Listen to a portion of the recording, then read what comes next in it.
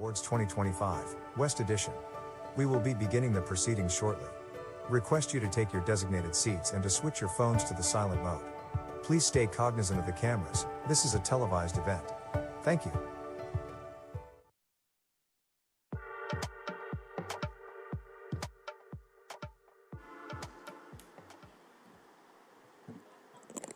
Good afternoon, distinguished guests and business leaders, and welcome to the ET Business Conclave Awards West Edition, brought to you by an ecosystem of partners, which include our presenting partner, HDFC Life.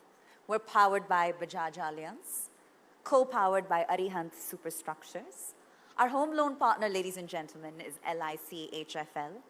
Our luxury car partner is Navneet Motors. Our grooming partner is True Fit and Hill.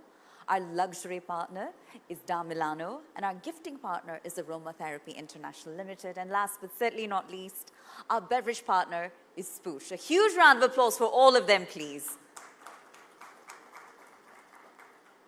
Now, as India and our economy surges towards becoming a $5 trillion powerhouse, it's Western India that remains the nation's undisputed growth engine, right? It's Western India that has contributed over 40% to the GDP, that's driven nearly 60% of our overall exports as a country.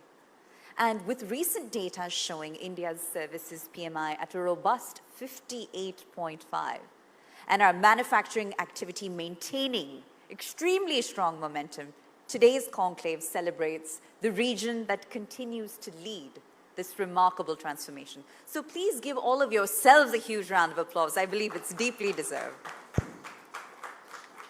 So now, from Mumbai's financial prowess to Gujarat's industrial excellence, we gather here this afternoon and this evening to essentially honor the visionaries that are shaping India's economic future. That's right, we're gathered here today at a pivotal moment in time for crucial conversations about the business dynamics of Western India, the region that keeps the country's economy rolling. So let's take a look at the influence of this powerhouse region in setting the pace for what's tomorrow a Viksit Bharat. Please have a look, ladies and gentlemen, at a quick audio visual.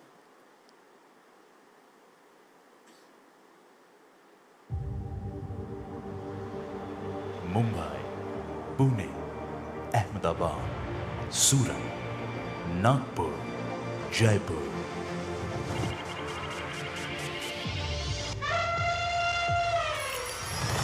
These economically thriving hubs of Western India are driving ambition, shaping innovation, and laying the foundation for a Viksit Bharat. From next-generation industries to transformative startups, Western India is at the forefront of India's economic evolution.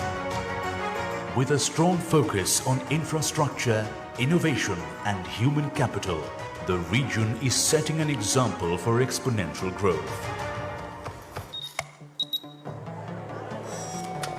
Redefining journalism in India, etnow.in, India's most trusted financial news platform, has become the leading source for business and market intelligence in the country.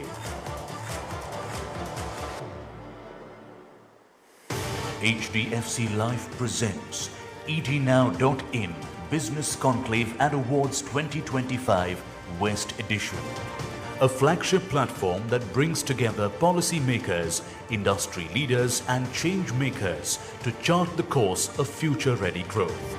Today, we come together to celebrate resilience, innovation, and the bold ideas shaping the new India. Welcoming the distinguished chief guest and the guest of honor, and the august presence of policymakers, industry leaders, and change makers shaping future-ready growth. HDFC Life presents etnow.in Business Conclave Awards 2025 West Edition, powered by Bajaj Allianz and co-powered by Arihant Superstructures Limited, where business meets technology. So Ladies and gentlemen, I believe that audiovisual gave us a very holistic view of the impact that this region has on the country and the progress and the development, the roadmap that's going to lead us to become a Viksit Bharat. So now, without further ado, many of you know I'm Pooja Jain, but I'd like to now invite a colleague on stage, Pooja Sethi, who's the managing editor of Times Network Digital, to open this summit with a special address. A huge round of applause, Pooja. Please kindly do join us on the dais.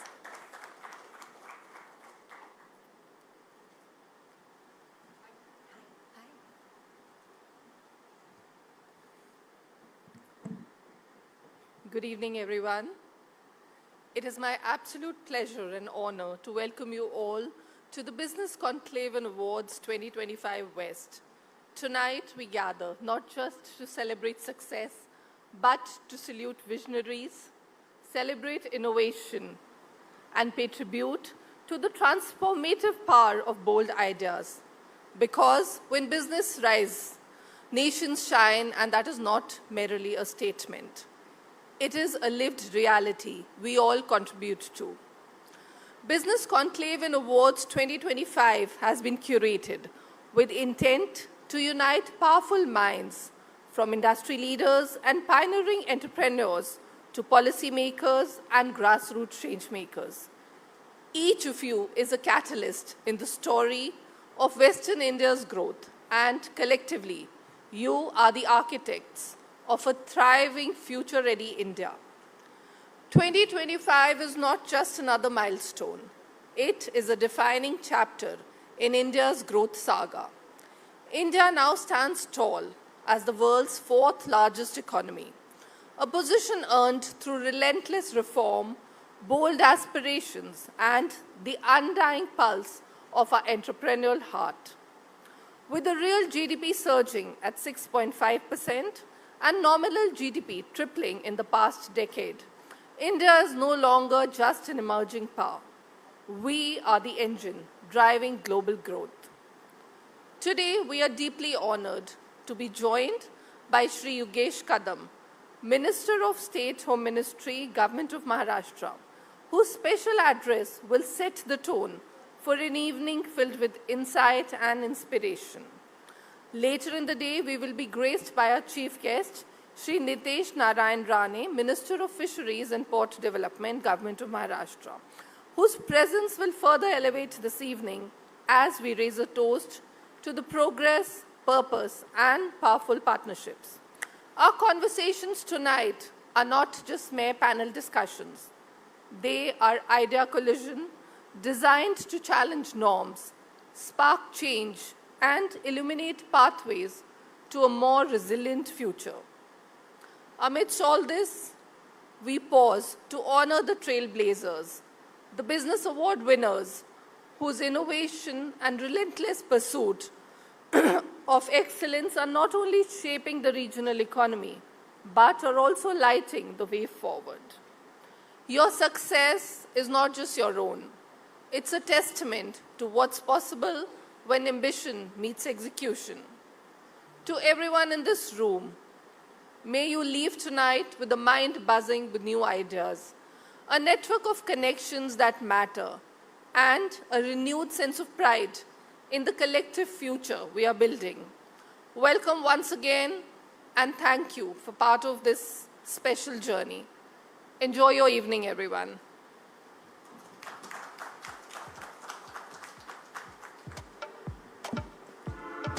Thank you so much, Pooja. So as Maharashtra continues to attract the highest FDI inflows across Indian states, with investments that I believe exceeded over 1.5 lakh crore rupees in the last year alone, leading this investor-friendly ecosystem is our distinguished guest this afternoon. That's right, ladies and gentlemen. With an eye on the future, our guest of honor has been instrumental in enhancing the state's resilience against security threats, while supporting initiatives that promote economic growth and social harmony. Ladies and gentlemen, I ask that you please join me in welcoming Shri Yogesh Kadam, Minister of State, Home Ministry, Government of Maharashtra. Huge round of applause, please. And sir, may I please have you on stage? And Pooja Sethi, if I could also please have you kindly join us on stage once more. I'd like the two of you to please join us in the auspicious lighting of the lamp as we do for all such occasions. This light, ladies and gentlemen, symbolizes illumination of growth and progress. Here at the etnow.in Business Conclave Awards, West Edition 2025.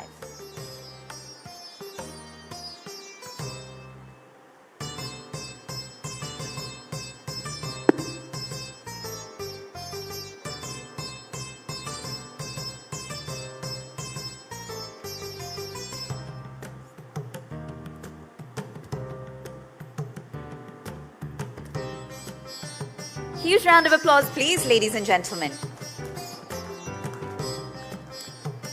Pooja, thank you so much for joining us and doing the honors. And to the Honorable Minister, I ask that you kindly do please take your seat on stage for what promises to be a power-packed fireside chat. And to do honors to that discussion, if I could now please invite on stage Deputy News Editor with the Times Network, Arunil Sadadekar. Huge round of applause, please, ladies and gentlemen.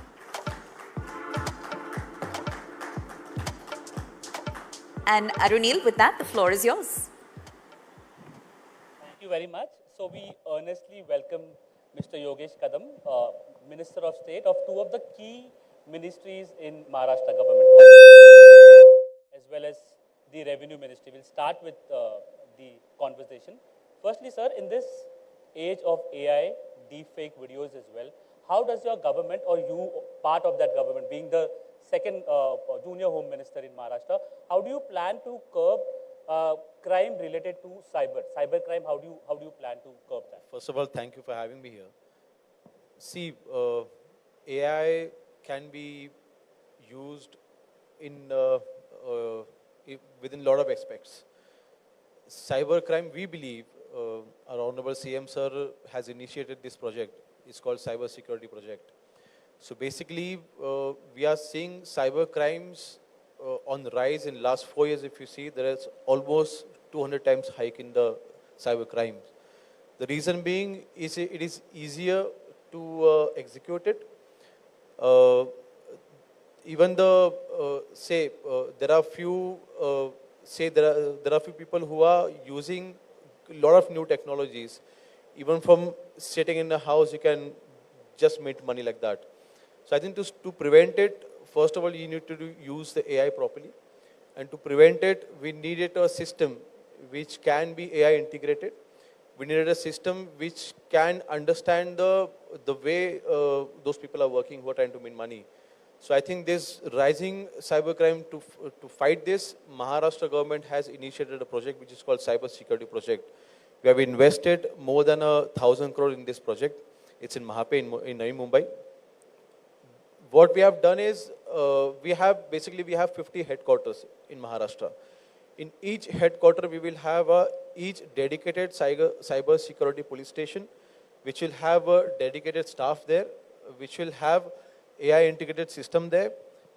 We also have a helpline. It's called it is 1930. So if we receive a complaint within, say, if I'm being if I face any situation, and if I call within half an hour or at least 5-6 hours, within 1.5 minutes we can stop the money anywhere in India. So that is how fast the system is, and this system is one of the best systems. In fact, a lot of other countries are also looking at what we have done in Maharashtra. I think we have set a good example as a government of Maharashtra. We're looking at cyber crimes which are on the rise, and of course we are facing a lot of challenges. We have trained our staff.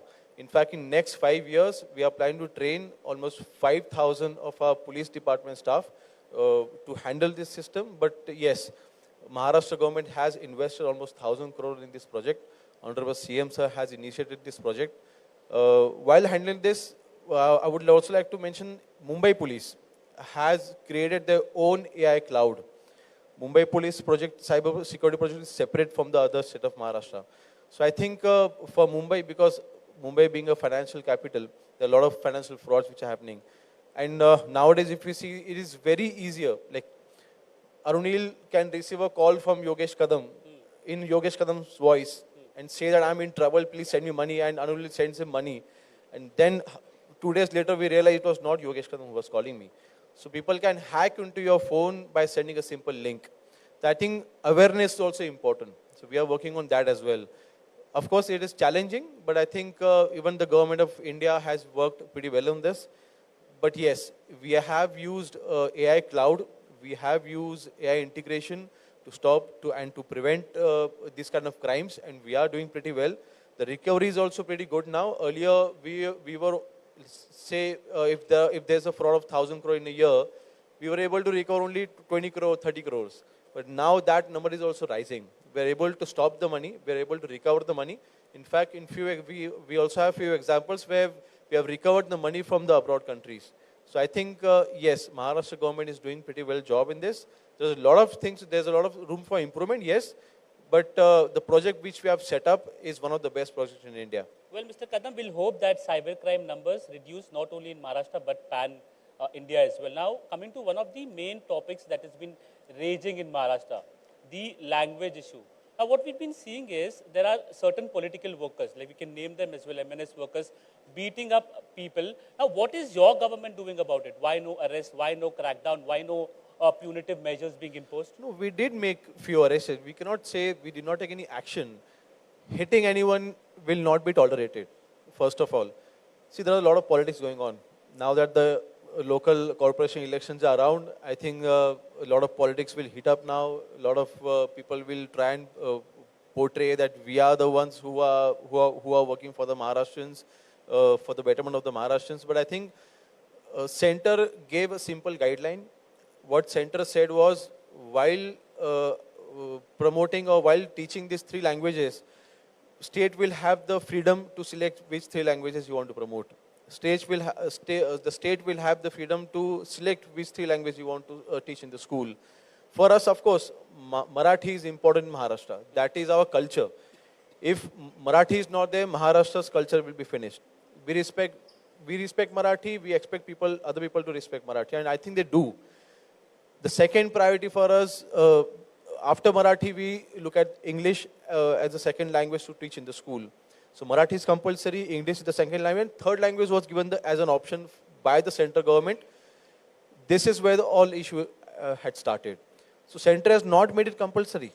Even state of Maharashtra did not make Hindi compulsory in any school. We only said one person should know at least 3 languages. That is the idea behind it. So I think Hindi is not a national language, but that is the most spoken language in India. So I believe there is nothing wrong in learning Hindi. What is going on is just the politics. And I think we have taken serious action against it. Of course, there are a few goons who are trying to, again, as I said before, they are trying to portray that they are the messiahs of the Marathi language.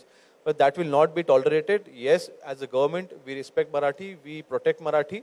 But this kind of behavior, of course, will not be tolerated.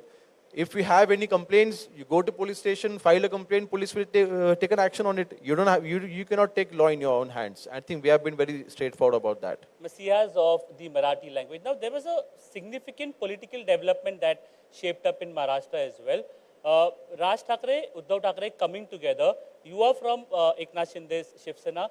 Jitters in your camp. Do you feel jittery about it? No, I don't think so. It is my personal opinion. Raj Thackeray ji will not go with Uddhav ji. If he goes with him, whatever politics he has left, that will also get over. That is my personal opinion.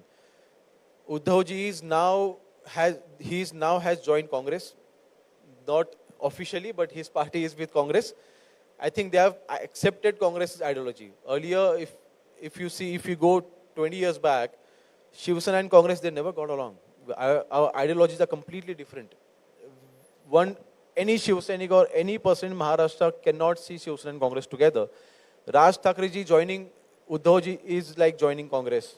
So I think that is one thing why I'm 100% sure that Raj Thackeray ji will not join Uddhav ji. And we are 100% sure the ideology we are having, we face or we believe in same ideology. I strongly believe that he believes in development. Raj Thackeray he is a visionary person. He has never got the opportunity to deliver it, to prove himself. But I think, I remember I was 11-year-old when Shiv Sena came in the power for the first time in Maharashtra. his ideology, his vision of development was absolutely marvelous. I think if such a person is joined in Mahayuti, so of course we'll be happy, more than happy to have him. That is his personal decision, So I you're think. inviting Raj Thackeray to join. I'm a very small Mahayuti. person to invite a big person like him, but as a young person, I would expect him to work with us. Why not? Okay, and you've seen basically you've worked under Eknath Shinde as the chief minister, who's your very own leader from your party.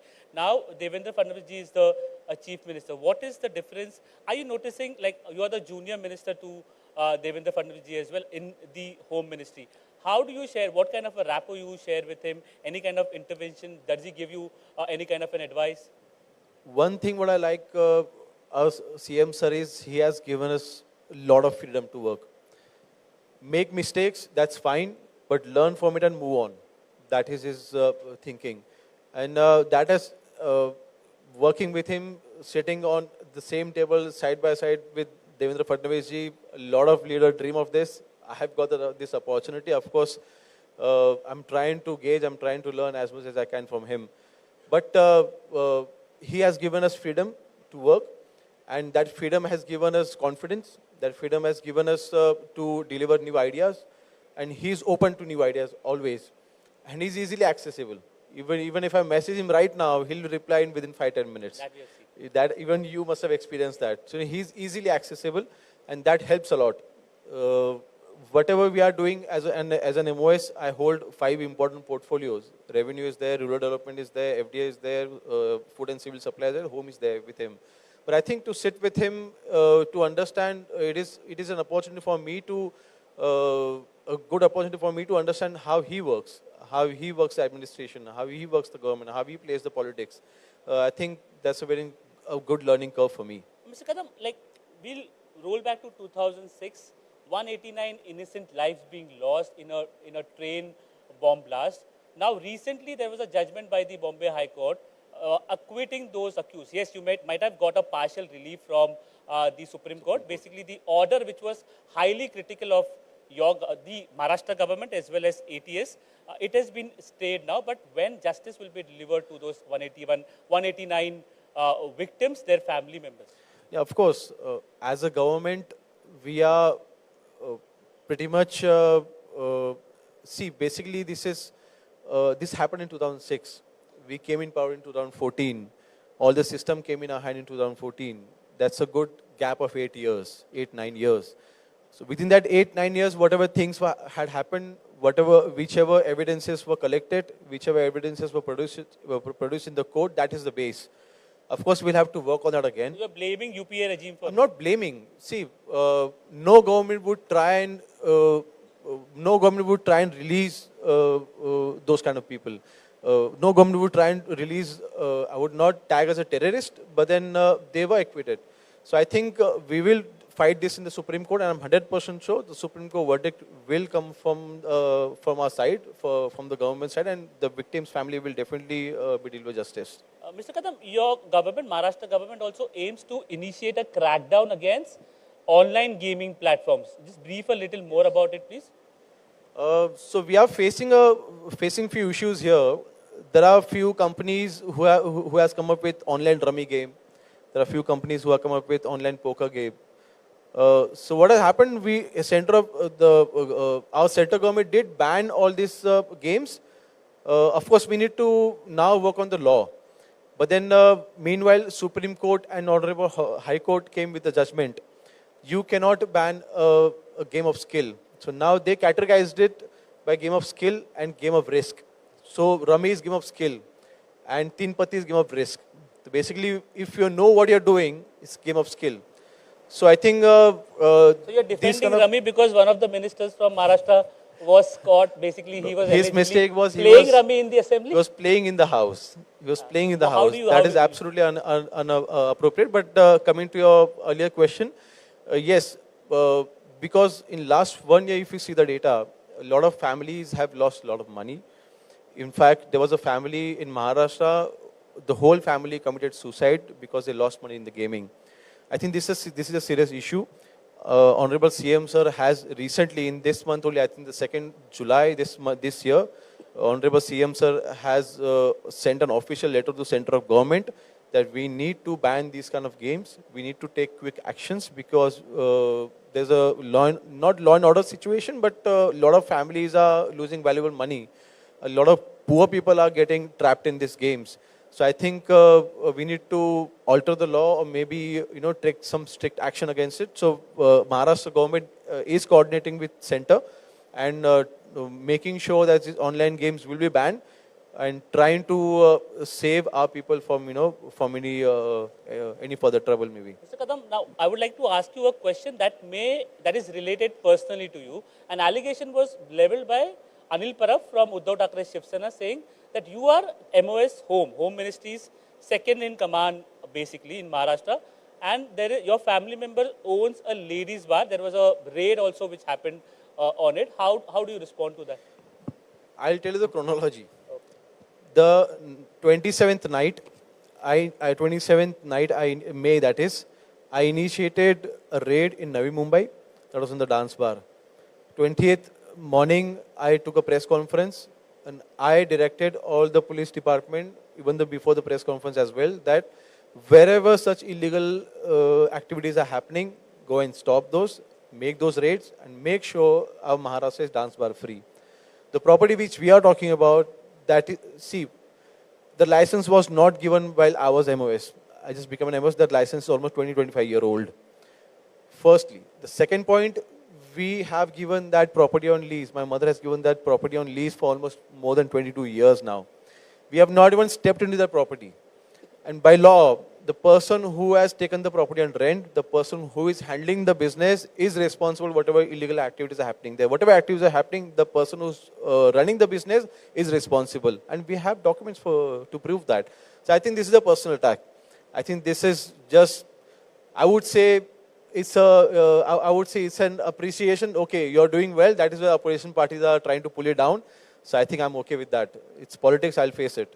Your MOS and Revenue Ministry as well. Some of the key decisions, significant decisions that you have taken, your ministry has taken recently in Maharashtra. There are a lot of good decisions we have taken, but one I'll point out.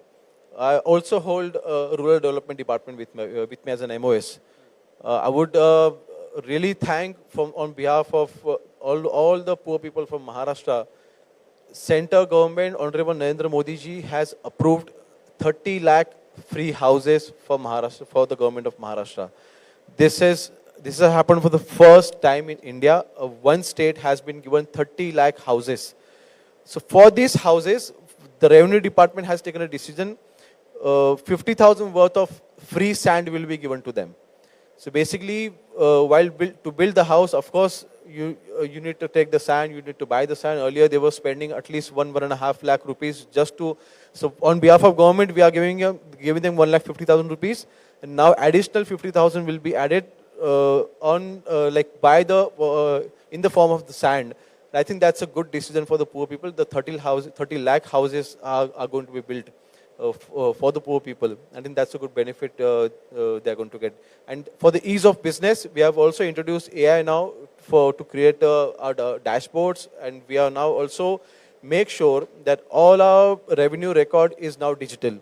That is one big change we are bringing in our department, because earlier you had to apply in the government offices, then wait for at least 1 or 2, 3 months for the record to come in your hand. But now I think if you just applied online, you will have the document on your hand within 1 or 2 days. So that is big change we are bringing in the revenue department. Mr. Kadam, as a second in command in Maharashtra Home Ministry, what are your plans to ensure women's safety? Yes, Mumbai is one of the safest cities according to the people of India, but what about the rest of Maharashtra, as well as what are you doing to ensure there are enough police personnel with respect to the number of citizens that live in Mumbai or the other metropolitan areas of Mumbai or other parts of Maharashtra as well? There are a lot of things we are doing.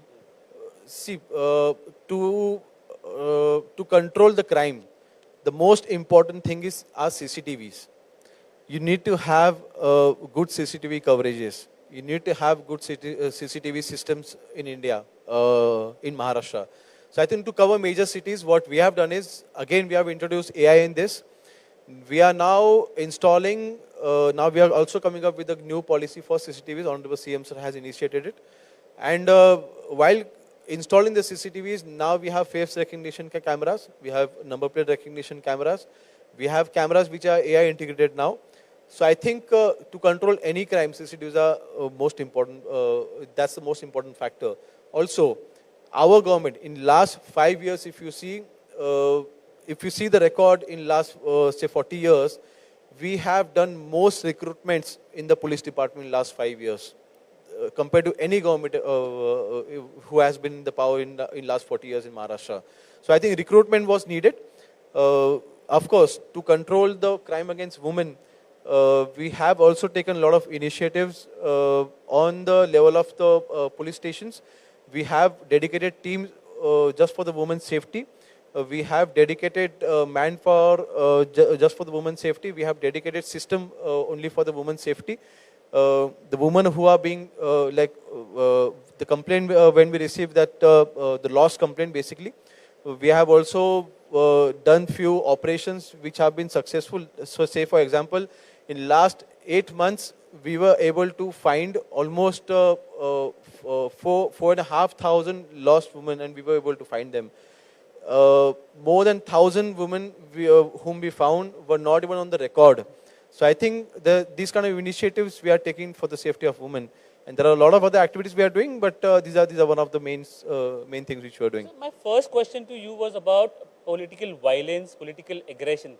Now recently there was a case wherein a comedian, Kunal Kamra, he made some comments against your leader, Eknath Shinde, and your party workers basically ransacked the venue where the event was hosted. Firstly, there is obviously a criminal case that has been initiated against him by your government. What is the development on it? Because it was discussed in the recent assembly session. And do you feel this action, this hooliganism by your party workers at the venue was justified? The actions taken by our party workers were of course not appreciated. Of course, again they took the law in their hand, which was not, of course, we would not suggest that, or we would not, any party leader would not suggest to do that. And action was taken against them. They were arrested the same night. Few of them were arrested from the home at 3 o'clock at night. So we did take the strict action, even though they were from our party. But then what Kunal Kamra did was also not, that was also not appropriate. You cannot insult freedom of speech, we understand, yes. Even I see a lot of comedy shows. Even I go for a lot of comedy shows being a young person. We also like comedy. I'm a big fan of Veer Das. Even I saw his episode last night only on Netflix. But what Kunal Kamra does, he continuously insults Honorable PM, sir. He continually insults respected politician from India. Insulting somebody like Rahul Gandhi is fine, but no, insulting in an unappropriate way. See, doing a comedy I can understand. When Balasaheb Thackeray was there, he was a cartoonist. He did a lot of cartoons on Sonia Gandhi ji, Rajiv Gandhi ji. But no complaints were filed against him. That was taken sportily. But what he does, he crosses the line, which law doesn't allow you. We need to understand the sentiments of people as well. You cannot disturb the sentiments. You mentioned about freedom of speech, freedom of expression. The government will decide. So what is that line of freedom of speech? Our constitution clearly mentions freedom of speech is absolute right till it does not affect someone else's freedom. It is very clear. If you are going to insult someone else's freedom, that is, you can under the lines of freedom of speech, you cannot be insulting. See, this did not happen because he said something about our leader. This happened because he was continuously. Do you see his other comedy shows? He has been continuously saying rubbish about other politicians as well. This cannot be tolerated in Maharashtra. And this cannot be tolerated anywhere, in fact. So I think to run other parties, to run opposition's agenda, you cannot use your comedy shows. I think there's a thin line between that, and you shouldn't cross it. Not crossing the line you mentioned. Now recently your government basically brought in a very significant bill, that is National Public Safety Bill. What does that mean is that the government will decide that this organization is an urban Naxal and it will be banned. There are mixed reactions to it. Many feel that if we are countering the government, we are questioning the government in a critical manner, we will be banned. So how do you respond to that criticism? No, so this law is absolutely misunderstood or say by the opposition leaders. I think they are trying to they are trying to portray that this law is against farmers. They are trying to portray this law is against workers or maybe even students. See, Maharashtra is not the first government to apply this law. We are the 5th state in the country. Why? Where did this concept come from? In 2006, the UPA government first time recognized the word LWE, that is left-wing extremist. So basically, the region, now in Maharashtra, Gadchiroli, then in Chhattisgarh, there are Naxalites. So before, I think if we go to 20 years back, we were only aware about the jungle Naxalites. But they came up with the concept of urban Naxalites. They had given a task to make sure every major cities in India is paralyzed. Every major cities should follow the CPI Maoist constitution, because they believe in that. They do not believe in Indian constitution. They believe they have made their own constitution. It's a red book which they call. And they are following that constitution, and they are making sure that no government should run easily, no government should thrive, no government should be able to do any development. So they are coming up with such, activists, and they are trying to paralyze the constitutional government. I think that is where the problem is. That is urban Naxalite. We cannot let that happen. This is not to protect BJP government, or this is not to protect any other agenda. Because other states who came up with this law are not run by the BJP government. They are run by the other parties in India. I think this is not the agenda we are holding here. We are absolutely assuring all the people in the Maharashtra this law will only be applied to the parties or to the people who are only connected to Naxalites. My final question to you, this conclave is about attracting business, getting like-minded people from the business field together. What Maharashtra government is doing to boost business, to attract business? You see, firstly, not because I'm in the government, but Honorable CM Sir has worked really hard on this. See, now, earlier, 20 years back, Maharashtra did not have a lot of competition from other states. But now Maharashtra has a lot of competition from other states. But still, we were able to attract the most numbers of FDI investment from, like within the India, Maharashtra is the most receivable, I would say friendly. And then Davos last year, we were able to attract almost 16 lakh crore worth investment in Maharashtra. That is the most number for any state in the history of India. So I think Maharashtra is business friendly.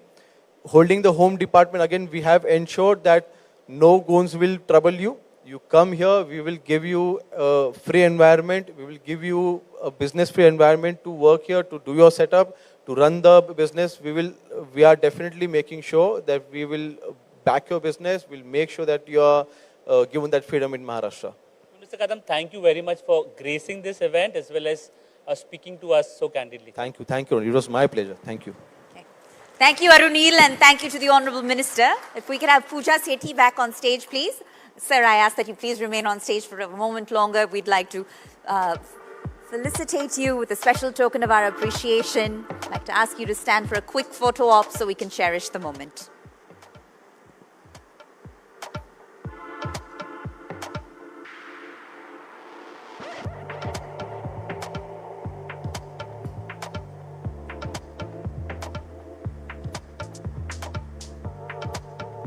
A round of applause for the Honourable Minister here. Thank you, sir, for gracing the occasion and serving as our guest of honour this afternoon at the ET Now.in Business Conclave Awards, West Edition. All right. So, ladies and gentlemen, India's manufacturing sector is experiencing a revolution. It's a revival. It's a revival driven by smart machine learning, driven by advanced technology, especially with the advent of artificial intelligence. And 99% of Indian manufacturers are now investing or planning to invest in artificial intelligence over the next 5 years. So our first panel this afternoon explores the AI-driven industrial renaissance, essentially how West India is leading smart manufacturing. And to spearhead the discussion, if I could please invite on stage my colleague and senior news editor with the Times Network, Sumit Lakhutia. Huge round of applause, please. And joining him are distinguished panelists who include Shri Kaustubh Dhavse, Chief Advisor to the Chief Minister, Investments and Strategy, Government of Maharashtra. Kindly, sir, kindly join us on stage. We thank you so much for being here. We're truly honored and deeply humbled. We're also joined by Mr. G.V. Sridhar, Director Integrated SC and Operations, Bisleri International, and Ms. Komal Anand, the Managing Director at Havmore. Pleasure. Thank you so much. We have a stellar lineup of industry stalwarts, as you can see, to do the topic justice.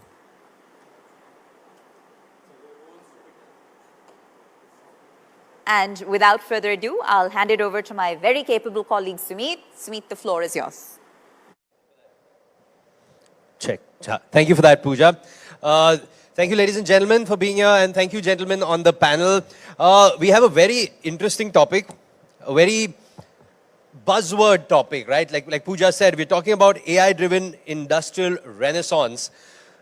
AI, especially in the media, we love the word. It's beautiful clickbait, okay? But today we're going to get to the actual roots of it, to the bare bones of it, and three stellar experts here all have important insights in AI. So we'll start off with Mr. Dhavse, sir. I'll start with you because you're coming from a policy perspective. And just initial thoughts, how are you seeing the impact of AI in manufacturing? Specifically with you, I want to talk to you about Maharashtra, because of course Maharashtra, a very important contributor to the economy of the country. The impact that you are seeing of AI, and I'm not just talking about today, tomorrow, a long-term vision. What are some views that the policies are looking at? Hi, a very good evening to all of you. It's an absolute pleasure to be here with you and with Komal and sir with you. I think AI is very real. Yes, there is a lot of buzz around it. Absolutely, there is a lot of conversations around it. Sometimes it appears that it is hyped in many ways, but the fact of the matter is that it is bringing disruptive change.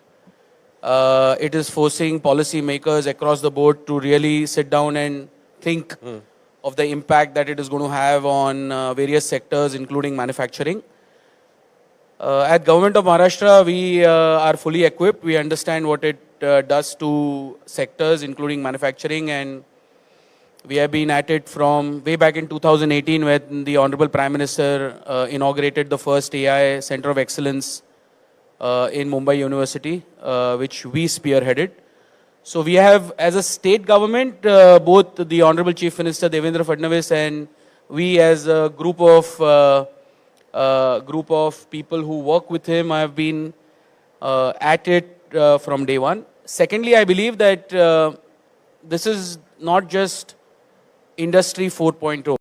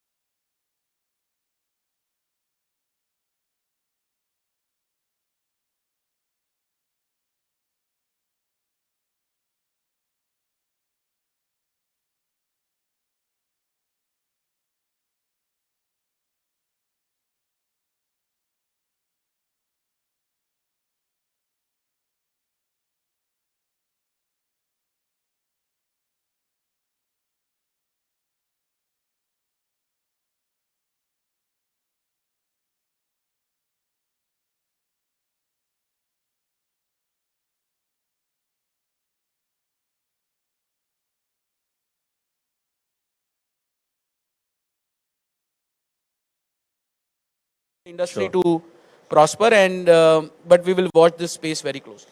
Fantastic. I'm sure that is like music to the ears of all the business persons that are here. Mr. Sridhar, I'll come to you. You actually have a great bank of experience in the supply chain space working with AI. But I'll be little tongue-in-cheek with you. After a Bisleri की पानी की bottle तो देश के कोने-कोने में मिलती है. How is AI helping you beat that kind of supply chain?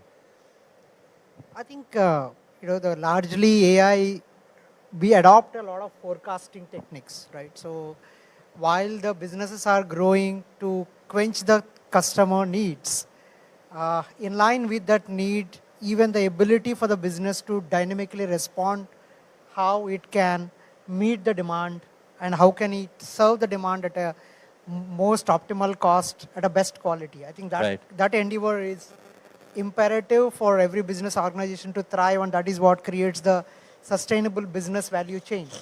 So at Bisleri, we have actually used the machine learning algorithms, which is the base, the base of the AI, which works in integration with ML, which is a machine learning algorithms. What we have got is from a forecast-based planning to a demand sensing ability. That means we could sense the demand, where it is going to happen, in which part of the day and week, so that we could, input our supply chains. Sorry, no, so I think the volume is a little low. If we could, from the console, just up the volume of Sir's mic. Sorry, Mr. Sridhar, please carry on. No, sir, you carry on. They'll increase the volume from the console. AI will take over your job. You could have already sensed and analyzed. You better be at it, guys. Right, Mr. Sridhar, please carry on. The machine learning algorithm improves the ability to sense the demand, instead of forecasting the demand, and can make the supply chain to enable to serve the demand. I think that is where the space where we could able to go to most of the places, and our segmented supply chain is around to optimize the overall inputs that we take to do the business in terms of that. So that's how the sustainability piece will also comes along with, understanding the demand and placing the resources in the right time, so that the resources are optimized for the kind of outputs that we are generating. And thereby we offer the value addition to the consumers. So in our space of supply chain, we use these techniques to, one, to predict demand. Second, to, place our supply networks accordingly so that the resource optimization happens. And thirdly, in terms of, driving the sustainability, how do we create the value chain optimization instead of looking at, any particular segment. We look at the holistic, right from upstream to the network to the downstream of the network. How do we optimize the value across the supply chain? I think AI-driven demand replenishment model works brilliantly for the system. And it also, now it's a omni-channel network. We cannot create a network to serve a particular channel. So we need to create a channel which can respond to the omni-channel demand. So that's how this AI and the planning networks will become better to design the overall supply chain. Fantastic. Okay, that's a very important and a real life case for that. So thank you for that. Mr. Anand, Mr. Dhavse was speaking about your the plant, the new state-of-the-art plant. So, two questions. One is, how are you using AI innovation in the F&B space, and especially in this plant? How is it maybe different from your other plants? And more importantly, is AI making the ice cream taste better? Thank you. Thank you for that. Good evening, and before I begin, I'd like to genuinely thank the Maharashtra government for facilitating a conducive environment for us to set up the factory. And, I think, I don't know how many of you picked up what Kaustav just said a few minutes ago, that they've not only helped us set up the factory, they just let us loose and, do your stuff, whatever you want to do, and we're there to help you. So thank you, Kaustav, and thanks. I really want to thank the Maharashtra government on behalf of Lotte Korea. So thank you. Yes, now coming to the factory and the plant that Kaustav and the Honorable Chief Minister inaugurated on the 6th of February, it is one of the state-of-the-art ice cream factories we have. Now, in terms of AI, this is our first factory. I think we have one factory in Korea, in Seoul, just one more which is automated, but this one is automated a little more. Now, how are we using AI in this factory? I think what's important is, first let me clarify, using AI sounds very simple, but it is not, because, what we've learned and I've learned is human beings have a very high tolerance level. So if I'm a human being and I'm supposed to pick up a particular bottle or a ice cream and put it in a box, I use my brain and I can adjust. AI has to be configured to the right, smallest of millimeters for the robotic arm to pick and drop. So we've been at it since, I think, December. We're still training it's work in progress. The robots are still learning through the AI on the specifications of each pack, each size. And the interesting thing we've also learned is that when we buy packaging material, while the supplier tries to be consistent, not always will the laminate roll or box be identical. And AI does make mistakes there. So there is a huge learning curve in the Talegaon factory right now where AI is learning and human beings are also there learning on how do you teach the robots. So both are working together. But what actually AI has done, is, let me give you an example of the candy line. We make ice cream candies as one of the SKUs. So in the factory that we have in Ahmedabad and the one in Faridabad, hypothetically, we can make about 9 to 10,000 candies an hour. The factory in MIDC Talegaon is configured to deliver 20,000 candies per hour. While the production speed is high, a human being labor cannot pack at that speed, and that becomes a bottleneck. So the robots have been installed, and we've got many robots in each line to do the speed, to ensure that there is no clogging in the production line. So that's the journey we have so far in Maharashtra on AI. And, in future, I think Korea is very clear. This is the factory where we will continue to invest more and more in technology. We've started with the robots on 3 lines, and we will continue to invest in build technology in this factory. Fantastic. That is quite insightful and a very important lesson for everyone here to take back. Mr. Dhawse, I'll come back to you. So Mr. Anand started by saying, he's thankful to the government. Of course, I'm sure there are many companies that are. I want to talk to you about one particular company that must be really thankful to the government, which is Tesla. But I want to play devil's advocate with you. Tesla, pioneer driverless cars. Are we going to see driverless cars on the chaotic cities of Mumbai? I'll specifically talk about today. Are we going to be seeing that soon? And the ever constant battle which says that AI equals to less jobs. What is your take on that from a policy perspective? Okay, so both are very important questions, and they are politically sensitive.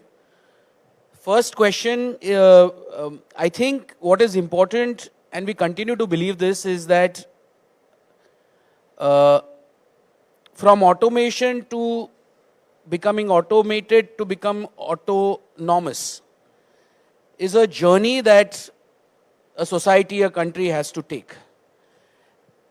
And I think India needs to define its own parameters for that. We need to keep pace with the world.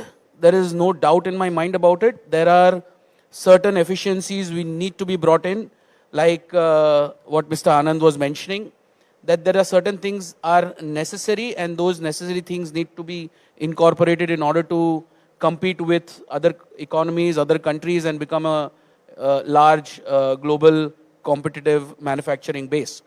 But having said that, autonomous cars are still at a distant. Reason being, we have about, I think nationally we should be having about 80 lakh drivers.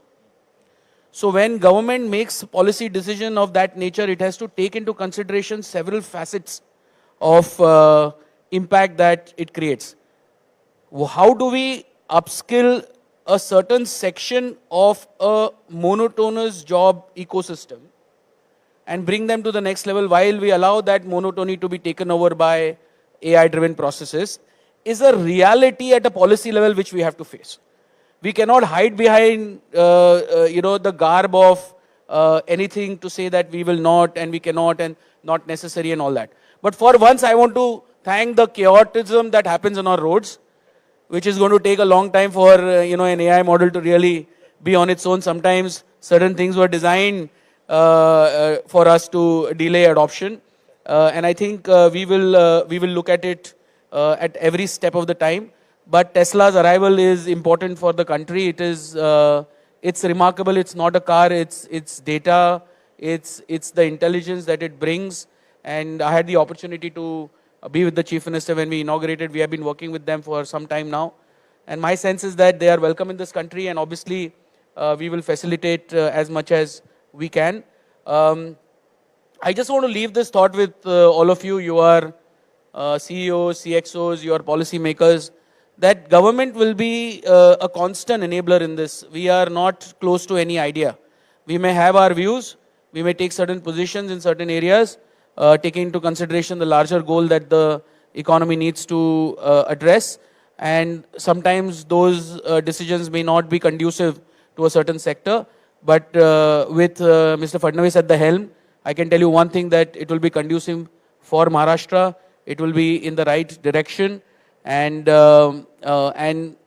we are, like he cited the example of autonomous cars, we are going to face this challenge constantly with 100% robotic factories, with maybe 5 people employed, which had the potential to employ maybe 500 people. So these are challenges that policymakers are going to be confronted with, and we need to realize, and we need to act, and we need to upskill, and we need to change the way we approach this problem statement rather than thinking about, and I don't personally think that incrementally or proportionally it is going to be leading to loss of jobs, because we are moving from 500 and today Morgan Stanley has released its report lauding the government of Maharashtra for its $536 billion economy, making it the 28th largest economy in the world, subnational entity, and have predicted that we will reach by 29, we should reach $1 trillion. So as we move in that direction,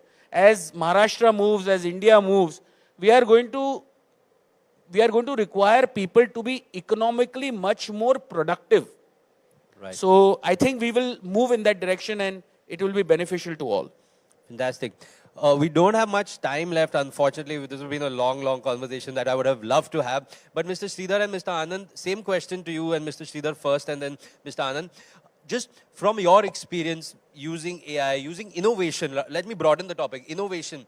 What would be your advice to a small player, a SME, a MSME in your specific sector that you would advise from maybe like a large brother looking down on the small brother, small sister, and kind of guiding them on AI and innovation? Or, I mean, whichever one wants to go first. Okay, so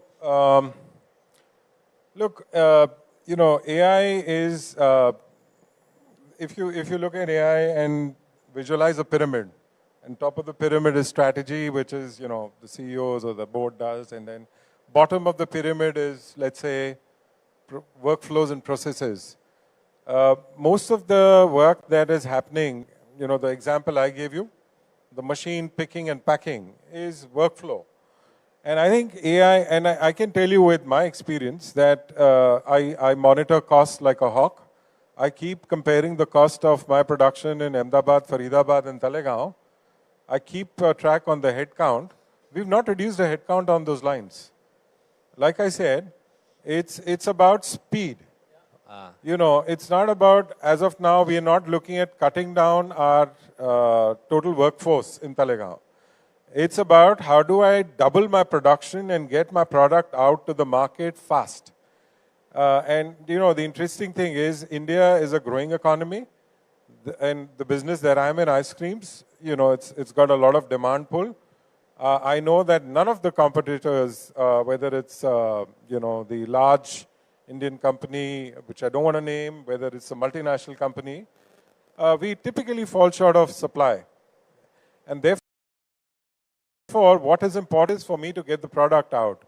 And I think in the process, what we're also trying to do is upskill our workforce.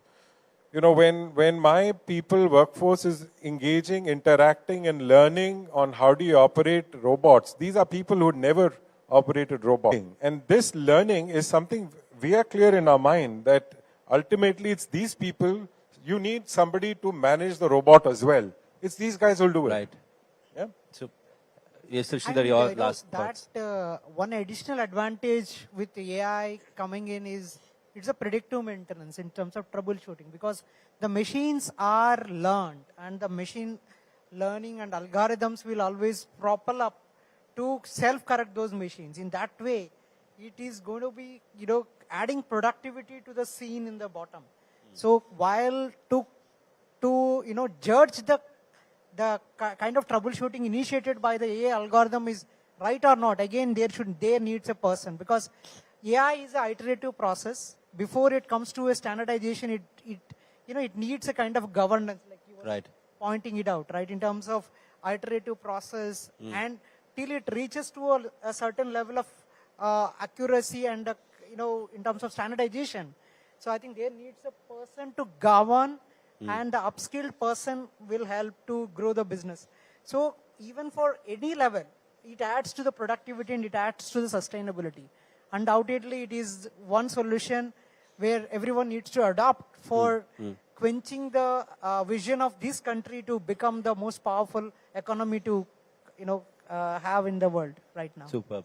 Well, thank you so much for that, Mr. Dhavse. Thank you, Mr. Sridhar. Thank you, Mr. Anand, for that. Ladies and gentlemen, one last thought. Definitely AI impacting productivity, efficiency. So it's definitely going to be an exciting future, and I'm sure all of you here are taking back some important points. One last thought. Well, my research today was not done using ChatGPT. Maybe I will check on how AI improves my efficiency the next time. Ladies and gentlemen, round of applause for our panelists. Thank you so much. Thank you. Back to you, Pooja. Thank you, Mr. Anand, Mr. Sridhar, Mr. Kaustav, and Sumit, of course. Let's have a quick photo op, gentlemen, to capture the moment.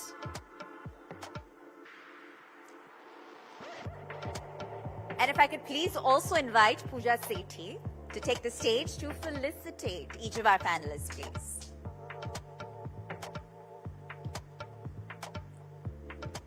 Just a small token of our appreciation from etnow.in. Thank you for being here, gentlemen, and for sharing your insights.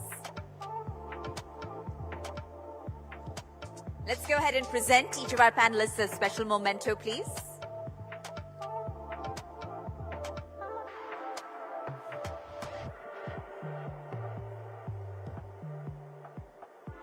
An exciting agenda ahead, lots more coming up, including the awards ceremony, of course, to salute the industry's finest of the finest.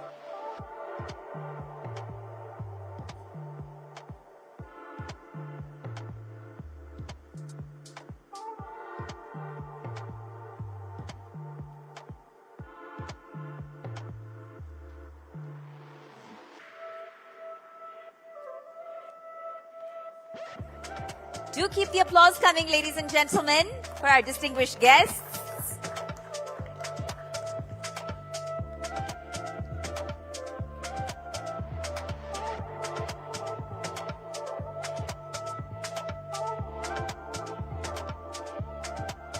All right, thank you so much. Thank you so much once again. Thank you, Pooja. Thank you, Sumit. All right. So, I'm stating the obvious, but development is incomplete without strong infrastructure on which to grow. And with India's infrastructure sector now attracting over $120 billion in investments, and Western India leading smart city initiatives, ladies and gentlemen, this region is building tomorrow's growth corridors. That's absolutely right. So from real estate development to matching the needs of a growing startup community to sustainable, eco-friendly, future-ready solutions to support this growth, infrastructure is absolutely key in building a strong India by 2040. And our next Power Pack panel is here to tackle that very topic and share their insights. That's right, to share their insights on the road to Infrastructure 2040, building West India's growth corridors. So to navigate the discussion, if I could please invite my colleague on stage, news editor of the Times Network, Ritvika Gupta. Huge round of applause, ladies and gentlemen. She'll take us what promises to be an exciting debate. And joining her, our panelists include Mr. Ashok Chajjar, Chairman and Managing Director of Arihant Superstructures, Mr. Ashwinder Matharu, Chief Business Officer of the House of Abhinandan Lodha, and Rajiv Das also joins us from Adani Realty. He's the Head of Sales, Marketing and CRM for the Maharashtra region. All right. I think all our guests are now among us. And with that, Ritvika, over to you. The floor is yours. Infrastructure 2040, ladies and gentlemen. Thank you, Pooja. Okay, I'm audible? Great, awesome. Good evening, everyone, and we are really happy to be talking about infrastructure today. It's a very interesting topic because the India growth story strongly hinges on good infrastructure. So states like Maharashtra, Rajasthan, Gujarat, they're already taking big leaps, taking big strides. And I think what we are here to discuss today is West India's infrastructure push, the factors driving the same. So I want to open this panel with a common question, a broad question to all of you. How closely is West India's vision, infrastructure push, tied to the larger India growth story, the Viksit Bharat vision? Let's start with you, Ashok.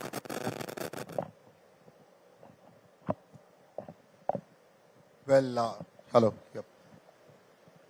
So, Mumbai being the financial capital undoubtedly had been the center for the for the Delhi to look into it, that everything flows down good. And we have been seeing that the larger infrastructure is already happening in what our CM has already announced during this tenure, that Mumbai 3 is what is going to happen up for next. And everything is already in place, right from Delhi Industrial Mumbai Corridor, DIMC, traveling right from Delhi to here, and all the integrated roadways right from national highways to state highways. So everything is in place over here, and we see Navi Mumbai which is adding on to the right new picture of the city of Mumbai as an global city with the new airports, etc. coming. Everything is in place, and government has seen to it that the adequate funds have been given to it, and the development is happening. Fantastic. Rajiv, your take on this? I think infrastructure is critical, and what we have seen, at least in the western side, Bombay and New Mumbai, I think the Panvel, those locations have really taken up, say, purely from the infrastructure point of view. Also, we'll see the airport going functional, and that will have a lot of development for Bombay and also the opportunity. Purely the opportunity is going to come because the infrastructure story is there. There is a demand for good real estate, and that is there. Third thing is that today people are used to better experience. I think today, if you see the consumer side, we were talking about infrastructure being B2B. But if you think from consumer side, I think they are looking for better experience. And what can give you experience is that once we have a better infrastructure, the township projects. I think the big thing is now is that the township projects which is going to take shape. And those integrated township projects that's going to come, that is going to give the lifestyle, give the experience the customer is looking for, which is like not only integrated but sustainable, smart township projects. I think that's a big takeout is that from the consumer point of view, I am going to get a good lifestyle, full of experience and having the amenities, and it's an integrated township. Ashwinder, your opening remarks on this? Good evening, everyone. Thank you for having me here. So we are the land company, the largest branded land company in India. When we speak of the land, it's more of an emotional investment by any customer. Each one of us, through our ancestors, have learned the art of, dealing in the land. Unfortunately, it is something which is not affordable in the cities. When we speak of the infrastructure, it opens the key nodal points from one metro to the other metro, and there are a lot of, the minor arteries in between, wherein you take an example of, say, Samruddhi Mahamarg, or you take an example of Bombay-Goa highway, which is now broadening, and the entire coastal road in Bombay as well. What happens actually is, with this kind of an infra, the boost on the mini nodal points, say Anjarle, Dapoli, when it comes to the western Konkan part of Maharashtra, these are the high potential locations which we have already unlocked to a great extent. There is another, scope of improvement, which is because of the airport. So places like Khopoli, Neral, which are, seeing the light of today, have immense potential and, can really yield good results with a very robust infrastructure. Speaking on the Viksit Bharat, I think the best example so far is something which we have seen in UP, the kind of infrastructure which was promised and which is there. They have, I think, developed more than 15 odd expressways right in UP. There are more than 5 international airports in the last 8 years. We see the tourists now rising to, there was a report of 16 crore tourists at that particular place, which crosses Taj. So the promised infrastructure by the government under the aegis of able government, and, these examples are something which motivate us to think more about our customers, and we pick up those locations which have immense potential of growth. Right. Ashok, you want to add something? Yeah, in addition to it, what we see is that A is an infrastructure which we as real estate people always know, that is eat, kada or cement. But the government is very keen on infrastructure to be developed on other parameters, that is the healthcare across India as well as digital. And we see that the digital infrastructure which has been created, which India has already excelled. And Mukesh Bhai Ambani already announcing the 6,000 crore rupees of investment in the region of Mumbai 3 for this digital infrastructure. So these are also very important infrastructure which the central government is taking across, that is the health and digital, in addition to the green initiatives, trying to map up 2-tier cities A and B also very, very close to it.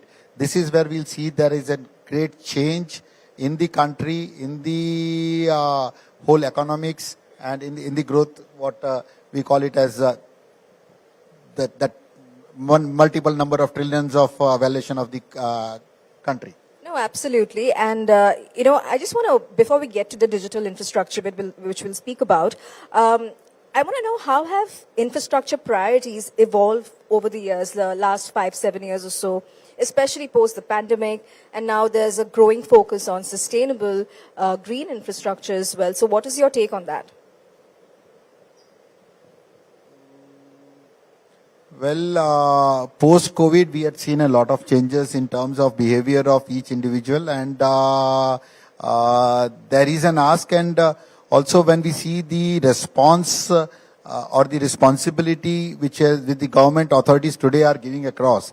Earlier, it was always to be told that like an Hindi picture, कि police पहले भागती है, चोर पहले भागता है, police बाद में आती है. So was India, that everything was happening first and the government was coming later. Now we see the officers, the bureaucrats very much responsive. They talk about it, they think of what has to come before the development has to happen. So that is a positive sign that we can see that yes, the government, the bureaucrats are responsive to the individuals and the citizens. And post-COVID, we have seen it out that there is a big change happening in many ways, many things, many fields of thinking also. So maybe it would be smaller streams like senior citizen living, or it may be something like student housing living, or warehousing, or data centers, etc. Sure. Rajiv, I want to bring you in here. Tell me, what are the unique strengths of West India, in terms of the biggest opportunities, especially from an investor lens as well? I think it's a demand story. I think there has always been a demand for the Western market, and that's purely, when you say consumer demands, it's mostly the end user demand. I think that is a big story for West, that you have an end user demand. The second thing is the capability to upgrade. I think the upgrade story is very strong for West.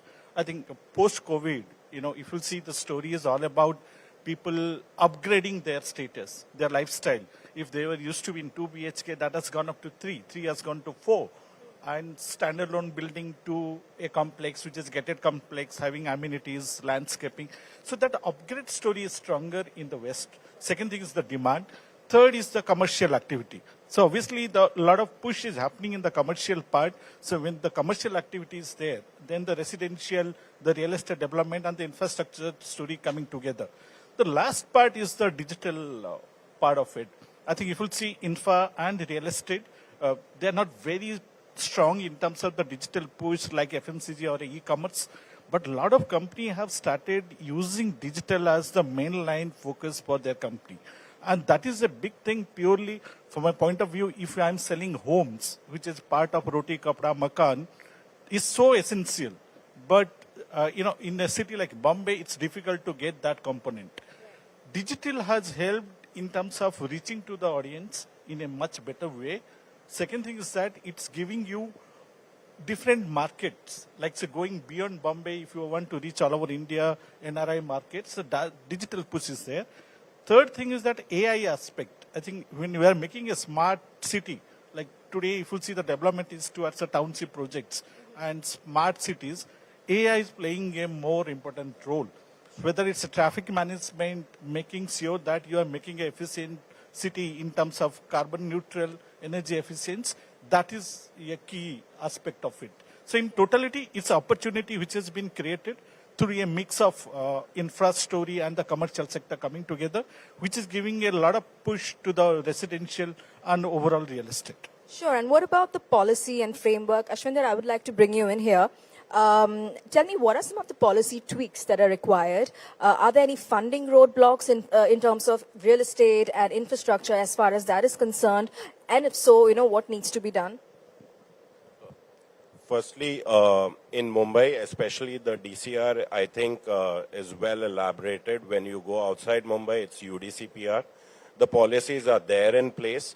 However, we can, ask support from the government on placing those mechanisms of approval wherein the single window clearance of the project, if it is done in a, suitable time, because carrying land, carrying a lot of other, facilities inside the development, it's a huge capex cost. If the approval mechanism can be improved upon, that is one such thing which comes in my mind. There could be another thing wherein, there's real estate. We are talking about Viksit Bharat.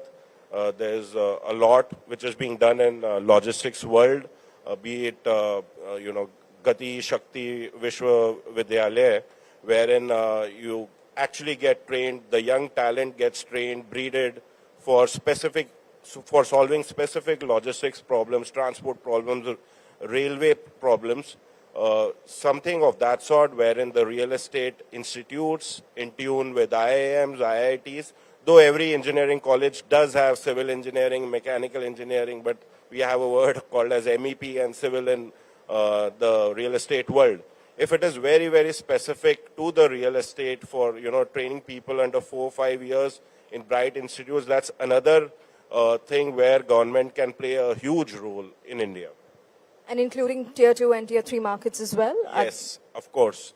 In tier 2, tier 3, all the more it becomes much important. There's a lot of talent. We see it in our favorite sport, like cricket. There are a lot of international players, a lot of Olympians. Everyone comes through these towns.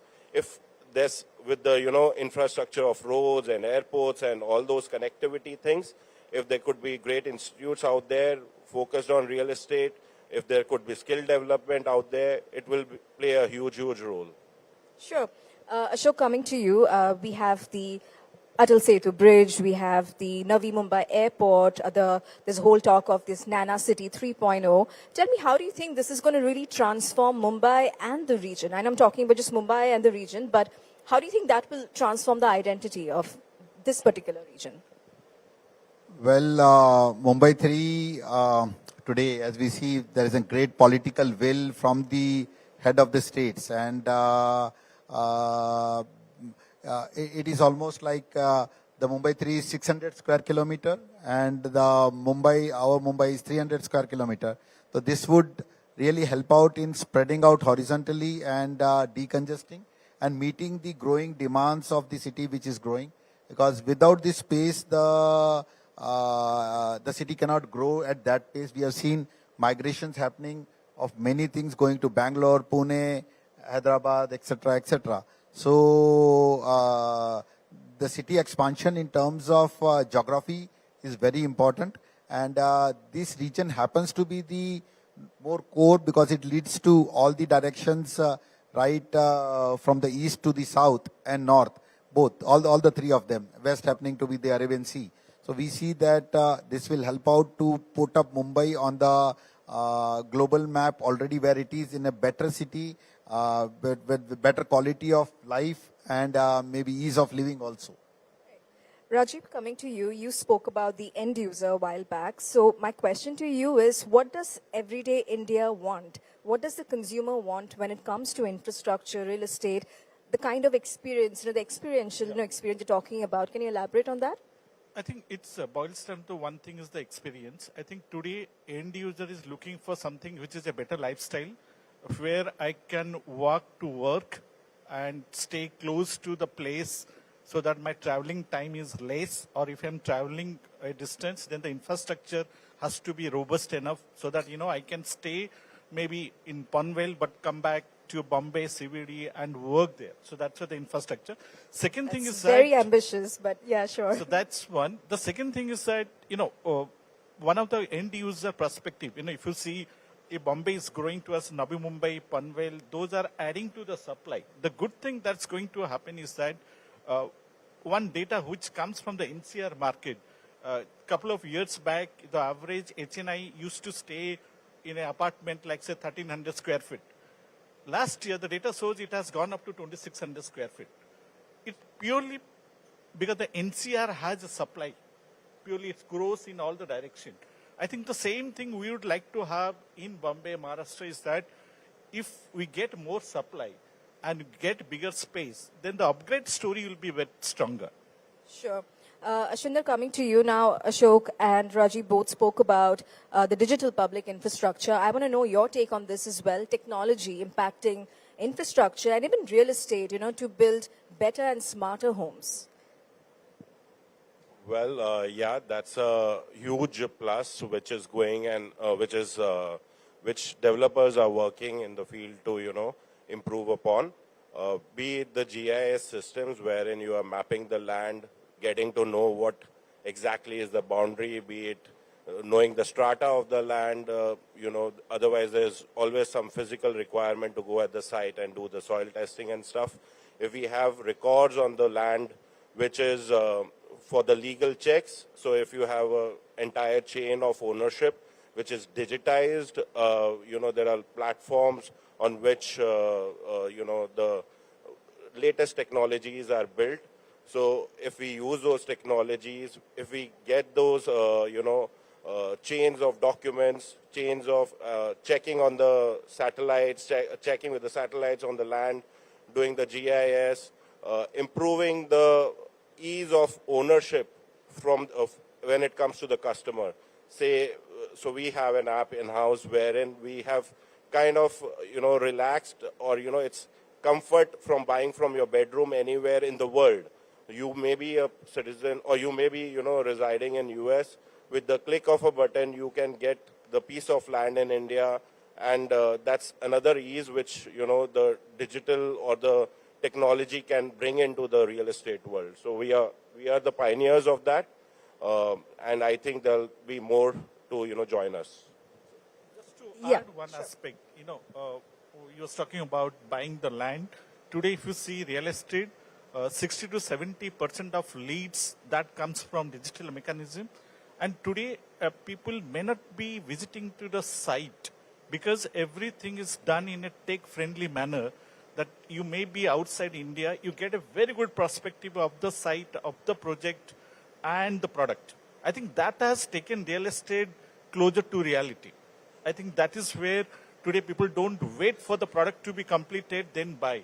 Today, if you see in a life cycle, people are buying more during the pre-launch or launch stage than when it's ready.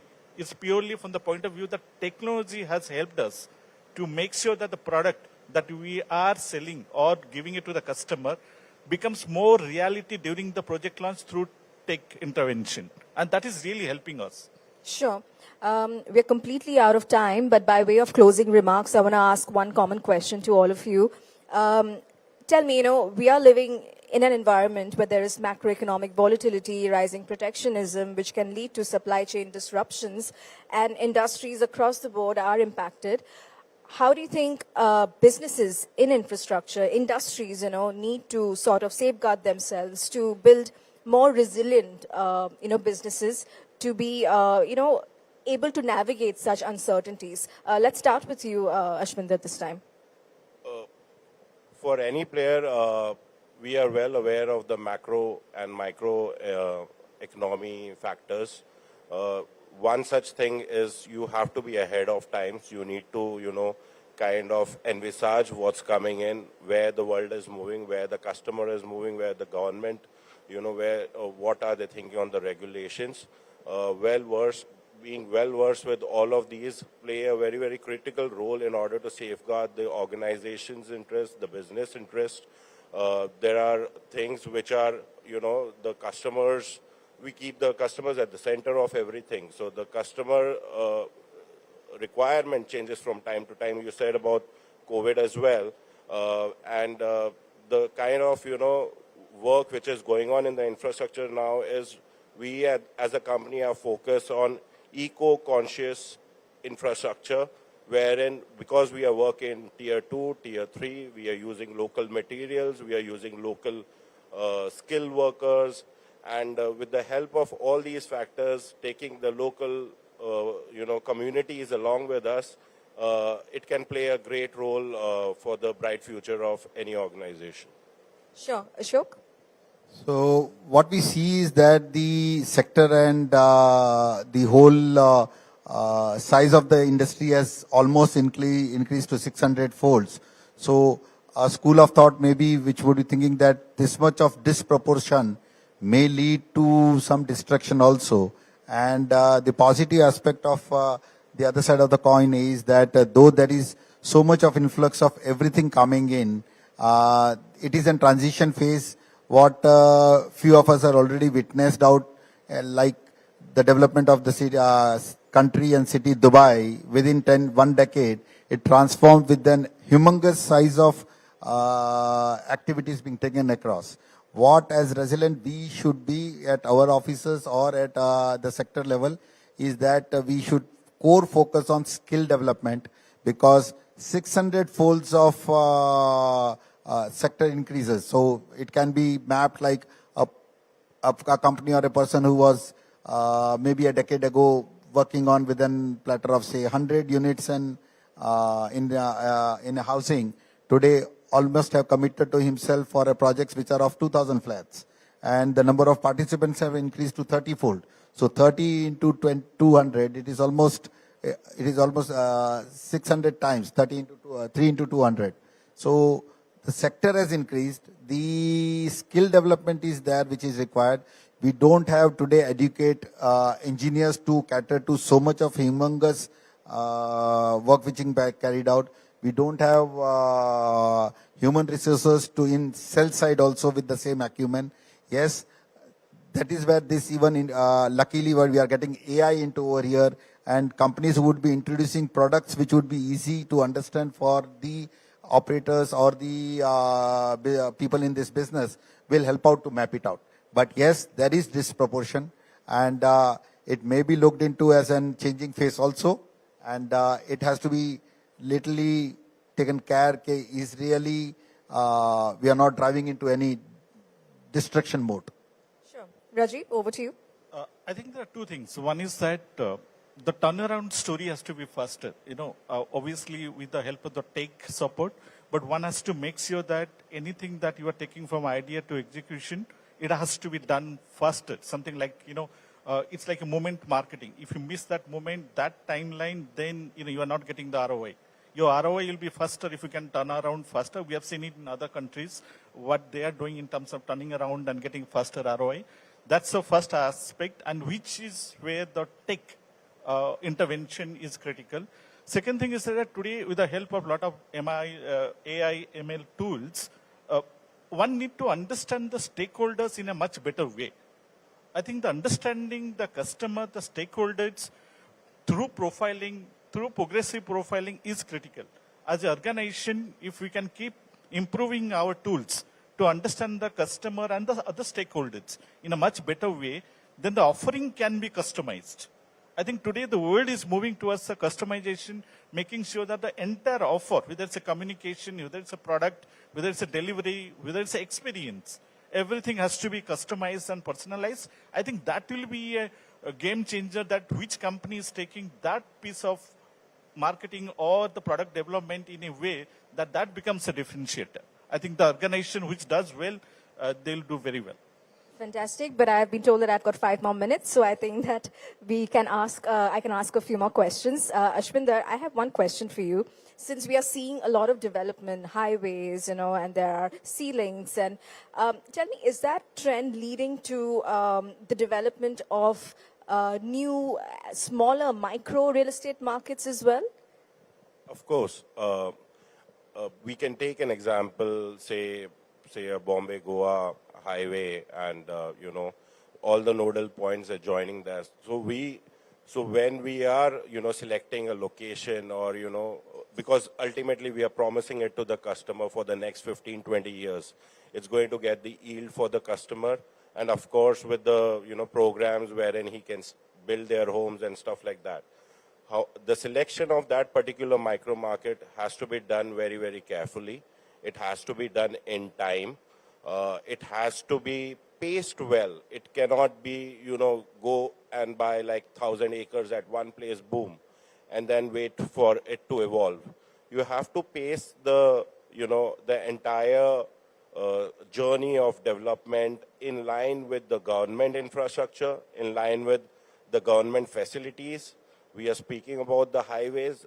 A highway is not a full infrastructure. The full infrastructure gets developed in piecemeal. So you get the education institutes there, you get the hospitals out there, you get all other public services which are there, which are essential, which are part of the cities as well. Cities today are very cluttered. There's a FSI fight inside the and every developer they tend to squeeze in every square feet, reduce margins, improve the efficiencies. However, when you go to a tier 2, tier 3, it is more towards sustainability. It is more towards the nature. We are taking it from the nature, and we are also giving it back.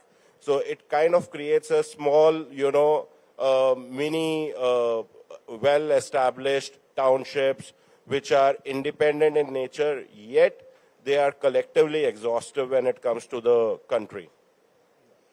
You want to add something, Rajiv? Yes. Arden, I think township is going to be critical, and it's not only the physical infrastructure that we'll see which will add value to the township or the infra, it's a social infrastructure.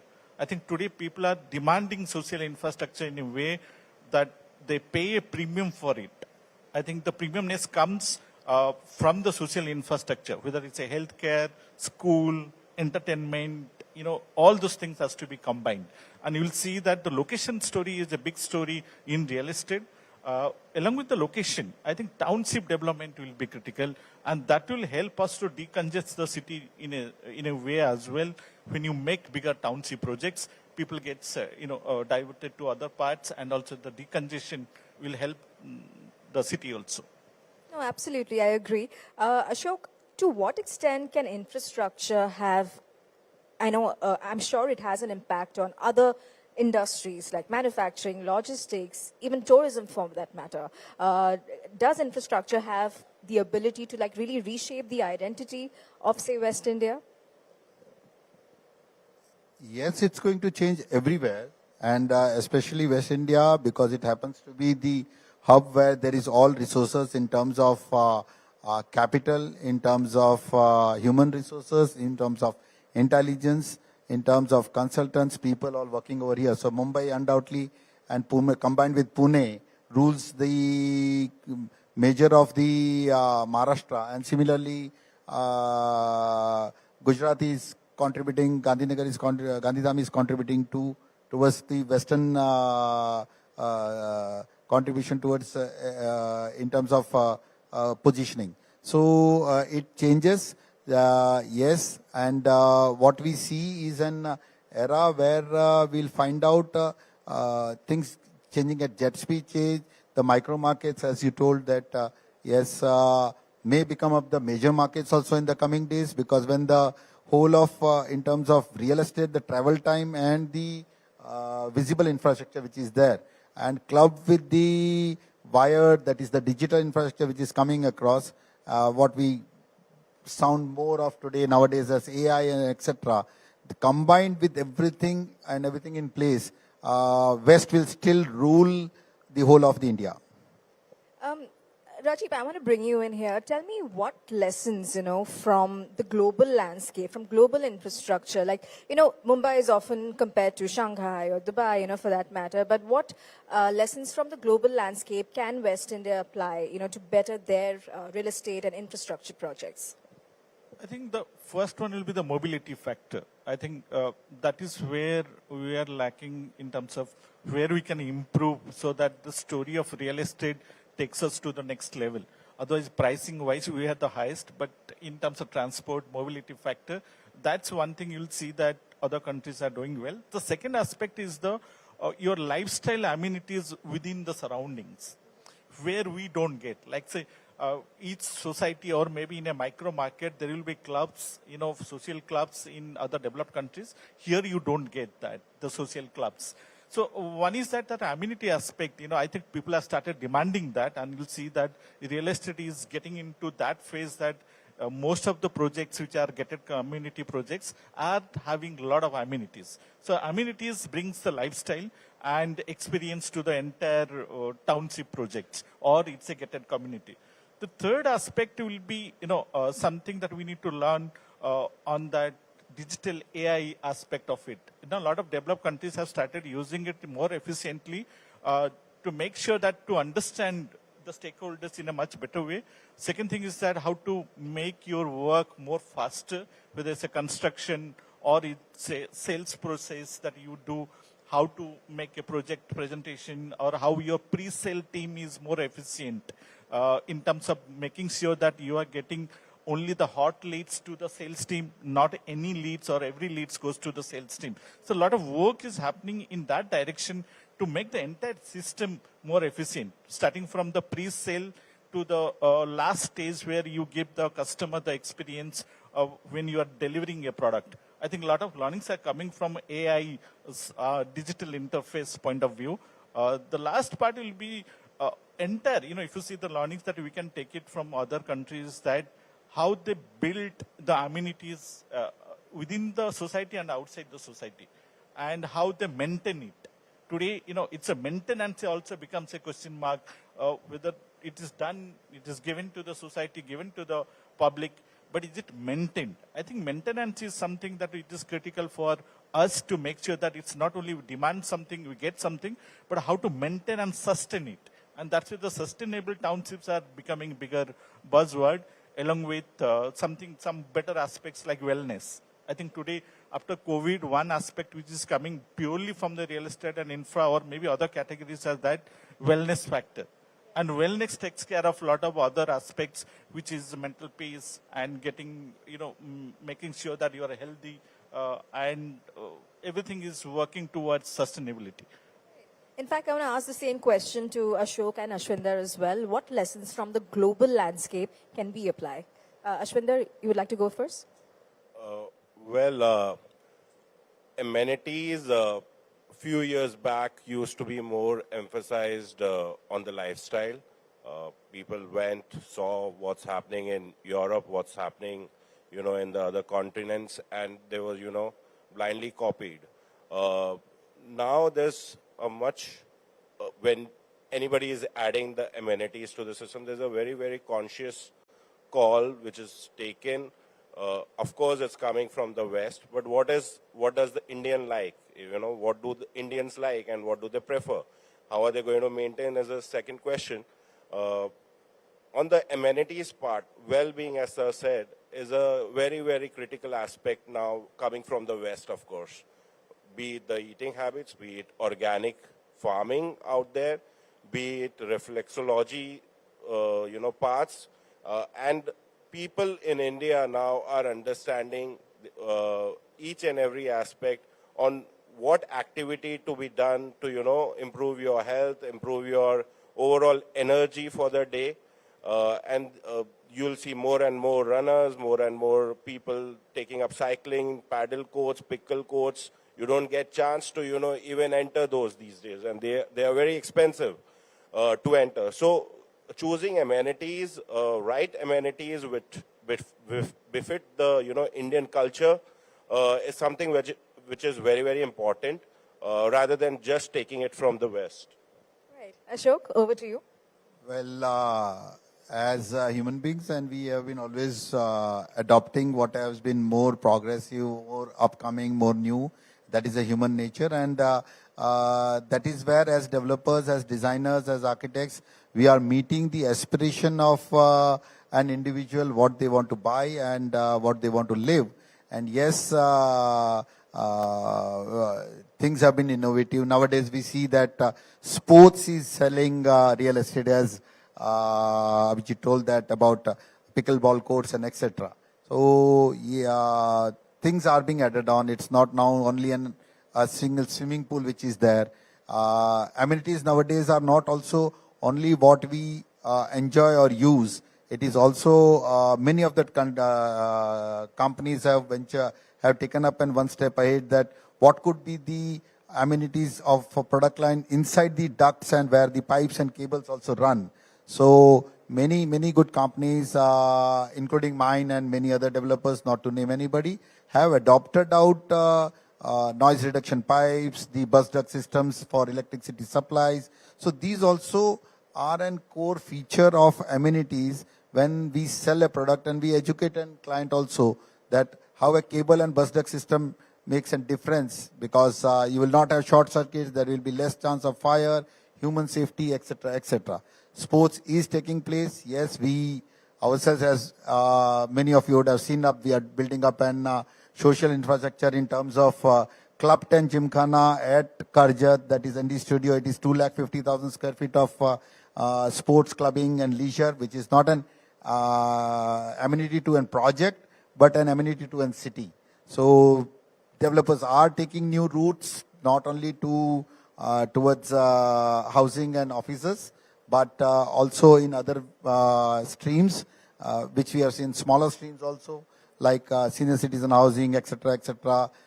Major one also taking up in terms of social infrastructure for the elite people, as well as all. So it's good that hospitality sector, etc., etc., are now being participated by developers. Fantastic. Well, this was a very fruitful conversation and discussion. Thank you so much. Yes, please, go ahead. That the other aspect is the theme-based development. Like, say, we are talking about Disneyland, some of those people are talking about coming. That will be big one that we can see how the developed countries have done around the theme-based development. So the theme-based development is one thing I think we should be getting up to it. Looking forward, absolutely. Thank you so much, gentlemen. This was a wonderful discussion. I'm sure our audiences and our viewers will have a lot to take away. Thank you so much.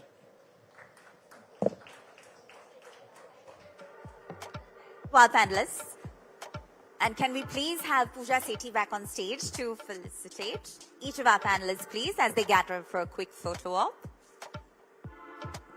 So, Pooja, if you're with us, if you could kindly please join us on stage. All right. I think Pooja has stepped out for a quick moment. So, Ritvika, if I could ask you to please facilitate each of our panelists. Let's have the mementos presented on stage, please. Gentlemen, just a token of our appreciation.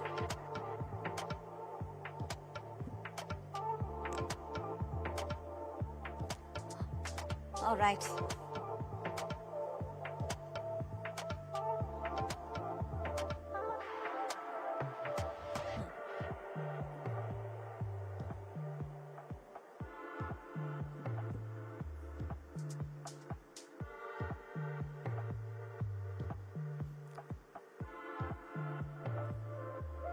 Thank you so much.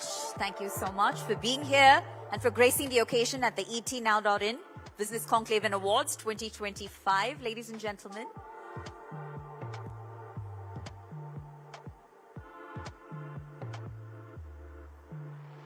Thank you so much.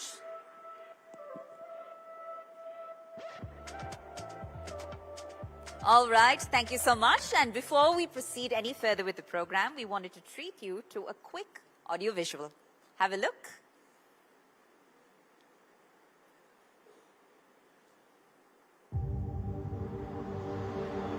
Mumbai, Pune, Ahmedabad, Surat, Nagpur, Jaipur.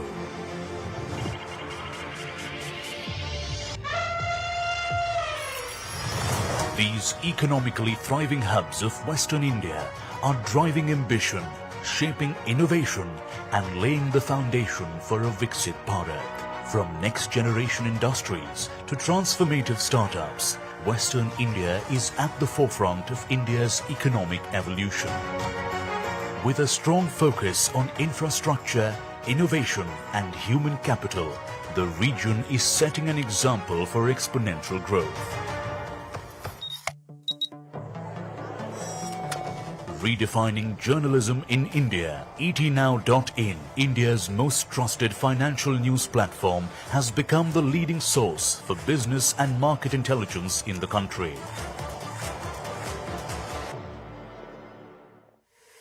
HDFC Life presents etnow.in Business Conclave Awards 2025 West Edition. A flagship platform that brings together policymakers, industry leaders and change makers to chart the course of future-ready growth. Today, we come together to celebrate resilience, innovation and the bold ideas shaping the new India. Welcoming the distinguished chief guest and the guest of honor and the august presence of policymakers, industry leaders and change makers shaping future-ready growth. HDFC Life presents etnow.in Business Conclave Awards 2025 West Edition, powered by Bajaj Allianz and co-powered by Arihant Superstructures Limited, where business meets technology.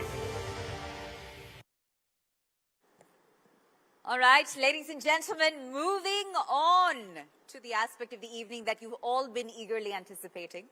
Now, Maharashtra's ports, they handle over 60% of India's container traffic. And they, of course, contribute significantly to the state's $400 billion economy. So today we have among us the man at the helm of that vision, the man who's leading the growth from the seafront. Ladies and gentlemen, please join me in welcoming Shri Nitesh Narayan Rane, Minister of Fisheries and Port Development, Government of Maharashtra. Huge round of applause for the Honorable Minister. Sir, we ask that you kindly please do join us on stage and address our gathering with a special address.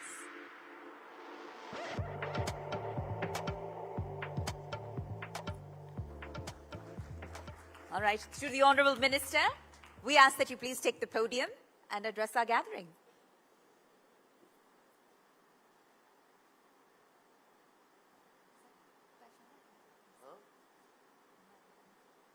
Oh, I know, you're there.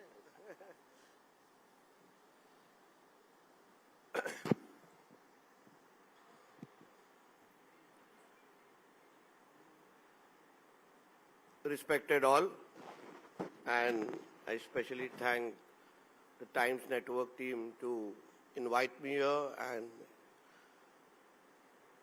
give Maharashtra government a stage in order to interact all the important people from the business community. To begin with, why Maharashtra is the preferred investment destination for all? And I think that question is in front of all of you. And that's exactly what I want to answer in my small note address to all you guys. Today, Maharashtra, which has a visionary Chief Minister, Honorable Devendra Fadnavis ji, and we also have a stable state government and an excellent interaction with our central government. Maharashtra is also the preferred investment destination for most of the business community, and that is clearly because we are very clear about the vision of where we want to take our Maharashtra and our state. Today we have a very business-friendly environment, and if you speak in context of the ministry that I represent, the ports and the fisheries, primarily the ports, we are proud to say that we are the first state government in the entire country which has an independent shipbuilding, ship repair and shipbreaking policy. A policy which is very investment friendly, and also a very important aspect is that because we have a very clear communication with our central government, so that's why the main issue that most of the business leaders or the business houses face when it comes to shipbuilding or these kind of activities is the environmental clearances. Today we have Honorable Bhupendra Yadav ji as the Environment Minister in the central government, and I'm happy to tell all of you guys that we have an excellent communication with him, and he has been more than helpful to ensure that whatever proposals that go from the state government to the central government in terms of the environmental clearances, he will take no time in giving a go-ahead. Our shipbuilding policy and ship repair and shipbreaking policy has a lot of important aspects mentioned in it, which will help you to take a decision as why we should only invest in Maharashtra when it comes to any of these businesses. Today, as the Ports Minister, I am also happy to let you know that under the leadership of Honorable Chief Minister Devendra Fadnavis ji, we as a government are promoting waterways and water transport like never before. On the lines of the metro that a lot of Mumbaikars use in Mumbai today, by December 2026, we'll be introducing Mumbai Water Metro in the MMR region, where Mumbaikars can travel through the water route from one place to another. We also have an interesting water transport project which will be launched in no time. Is the M2M ferry project, which will connect Mumbai to the other districts in Konkan in merry 3 hours or 4.5 hours. Means from Mazgaon to Ratnagiri one can go in just 3 hours, and Mazgaon to Sindhudurg one can go in just 4.5 hours. So all I'm trying to say is Maharashtra, under the leadership of Honorable Devendra Fadnavis ji, we want you to know that we as the state government are more than welcome for all the decisions that you would like to make in terms of investments in our state. The Ports Department, and the Maharashtra Maritime Board, we would welcome any proposal in terms of shipyards, ship repair, and we will ensure the time that you take in order to take the decision of setting it up in Maharashtra to actually opening up the factory is less than few months.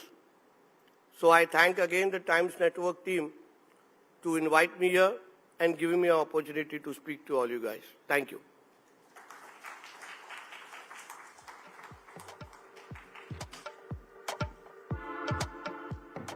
All right. Thank you to the Honorable Minister for those very inspiring words and for the comprehensive outline that he's given us. Thank you so much once again, sir. A lot to look forward to here in the state of Maharashtra. We're in good hands, ladies and gentlemen. So with that, excellence deserves recognition. And today we are going to recognize those achievers who are taking the country forward, rallying from the West. So I ask that you please join me as we announce the first set of winners tonight. And we're celebrating them once again for their outstanding business achievements. All right. Are we ready to unveil the winners here at the etnow.in Business Conclave Awards 2025? A huge round of applause, please. With that, I'll start. And we have the Honorable Minister with us to do the honors. Thank you, sir, for being here. All right, the first category, ladies and gentlemen, is Excellence in Thoracoscopic Surgery, Surgical Oncologist. And the winner is Asian Institute of Oncology. Can we please have them claim their prize and join us on stage? So it's Dr. Ramakant Krishnaji Deshpande. He's the Promoter Director and current Executive Chairman of the Asian Institute of Oncology, as well as the Director of the charity organization Asia Cancer Foundation in Mumbai. He's a leading cancer surgeon, well known in the country and internationally, especially for his pioneering work in the field of thoracic oncology. Huge round of applause, ladies and gentlemen, for our first winner this evening. All right, and we move on to the next category, ladies and gentlemen, which is Excellence in Educational Leadership. And the winner is the International School of Thrissur. Can we have the team on stage, please? A passionate educationist, Dr. Kavita Vajpayee has always been considered to be a very progressive leader. With a master's degree in physics and a doctorate in education leadership, she has experience of more than 20 years and a leadership for over 10. Let's please have Dr. Kavita join us on stage. All right, we'll move on to our next category. And our next category, ladies and gentlemen, is Excellence in Legacy and Impact, Century of Service Recognition in Healthcare. And the winner is Masina Hospital Trust. Can we have the team on stage, please, to receive the award from the Honorable Minister himself.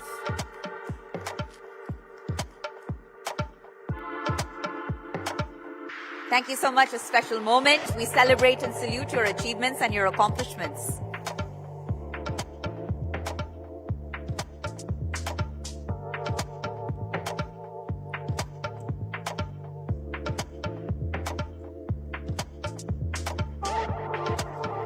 And we'll move on to our next category, ladies and gentlemen, which is Best CEO Wealth Management.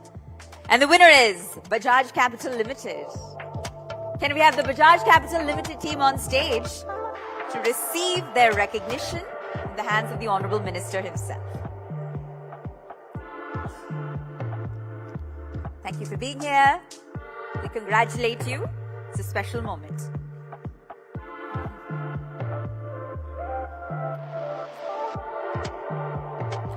And our next category, ladies and gentlemen, is Excellence in Customized Tour Operator. And the winner is Travel Global Bazaar. Can we please have the team on stage to receive this honor?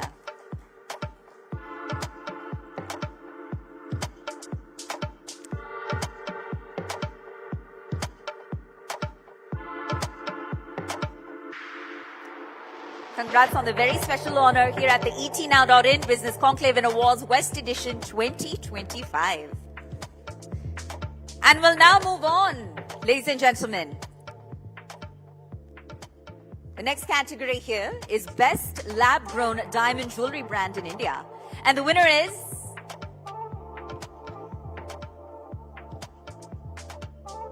the winner in this highly coveted category, Best Lab-Grown Diamond Jewelry Brand in India, is Limelight Diamonds. Congratulations once again to the Limelight Diamonds team on this special honor.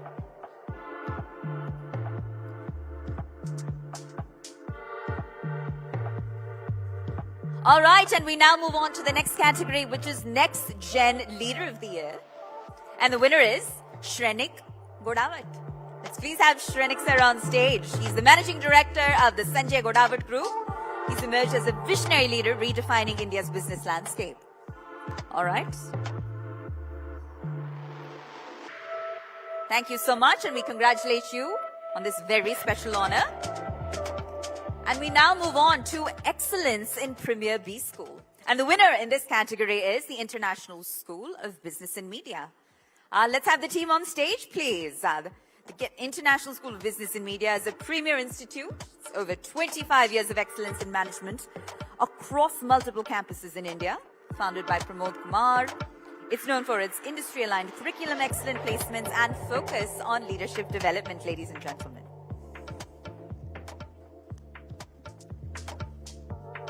And we move on to the next category, ladies and gentlemen, which is MEP Contractor of the Year. And the winner is Trio Zone MEP Solutions Private Limited. And I especially want to acknowledge Satish Shinde, Yogesh Angne, and Avinash Joshi. If I could have all three gentlemen please take the stage and receive this prestigious honor, the Minister himself. All right, let's keep it coming, ladies and gentlemen. MEP Contractor of the Year, Trio Zone MEP Solutions Private Limited. The team now joins us to claim the honor.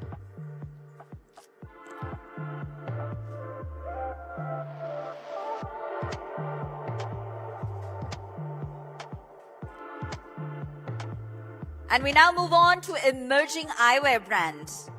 And the winner in this category, Emerging Eyewear Brand, is Raw Bear. Can we have the Raw Bear team on stage? This award is certainly a testament to all of their hard work, their skill, their unwavering spirit. And the firefighting team now joins us on stage.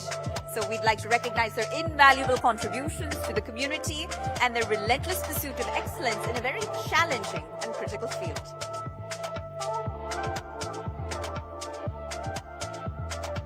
And with that, we move on to Excellence in Super Specialty Clinic, Mulund.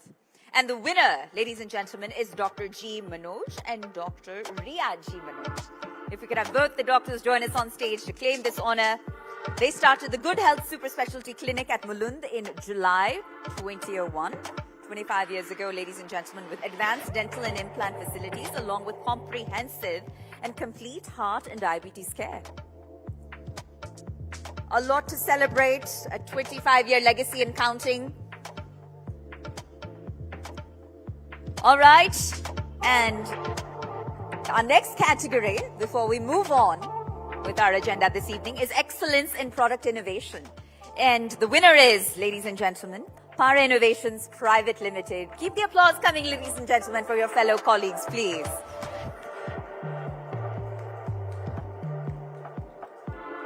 So Para Innovations is a leading manufacturer of diverse interior and exterior paneling systems, offering a comprehensive range of wall, ceiling, and facade solutions. Thank you so much. And now if I could please have Pooja Sethi on stage to please felicitate our Honorable Minister, who's really raised the bar here by choosing to be here, by gracing the occasion here at the ET Business Conclave Awards 2025 West Edition. If we could please present the Honourable Minister with a token of our appreciation, a small memento, as a thanks for being here and our way of commemorating the moment.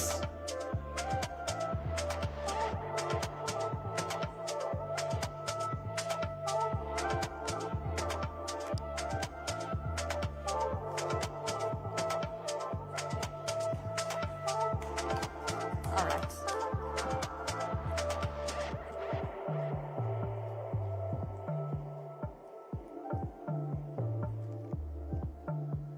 A huge round of applause for the Honourable Minister once again, Mr. Nitesh Rane.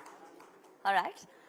And before we move on, ladies and gentlemen, I want to take a moment to re-acknowledge our sponsors in this effort here at the ET Business Conclave Awards West Edition. We've got our presenting partner, of course, HDFC Life, and we'll hear from them very shortly. We're powered by Bajaj Allianz. We're co-powered by Arihant Superstructures. Our home loan partner is LIC HFL. Our luxury car partner is Navneet Motors. Our grooming partner is Truefit & Hill. Luxury partner, Da Milano. Our gifting partner, Aromatherapy International Limited. Our beverage partner, Smooch. And we ask that you remain connected with us for the course of the evening via social media. We want to hear your thoughts, your suggestions, and you can do so using the hashtag ETNowBusinessConclaveWest. All right, so ladies and gentlemen, 25 years ago, India's life insurance sector transformed. It's transformed with the entry of private players. Private players who are broadening access and making life insurance a vital pillar of nation building. So beyond protecting families and beyond promoting financial security, this industry now fuels long-term economic growth. Leading this journey is HDFC Life. They're India's first private life insurer, which has been pivotal in shaping the industry and in truly supporting the country's aspirations.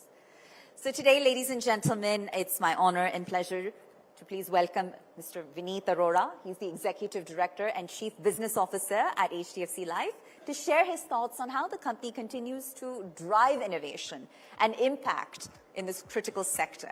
And we'll specifically be doing a deep dive on the path towards insurance for all by 2047. Mr. Vineet Arora, if we could kindly please have you on stage, and it's actually my pleasure to engage in a fireside chat with you, sir. I'm truly looking forward to it.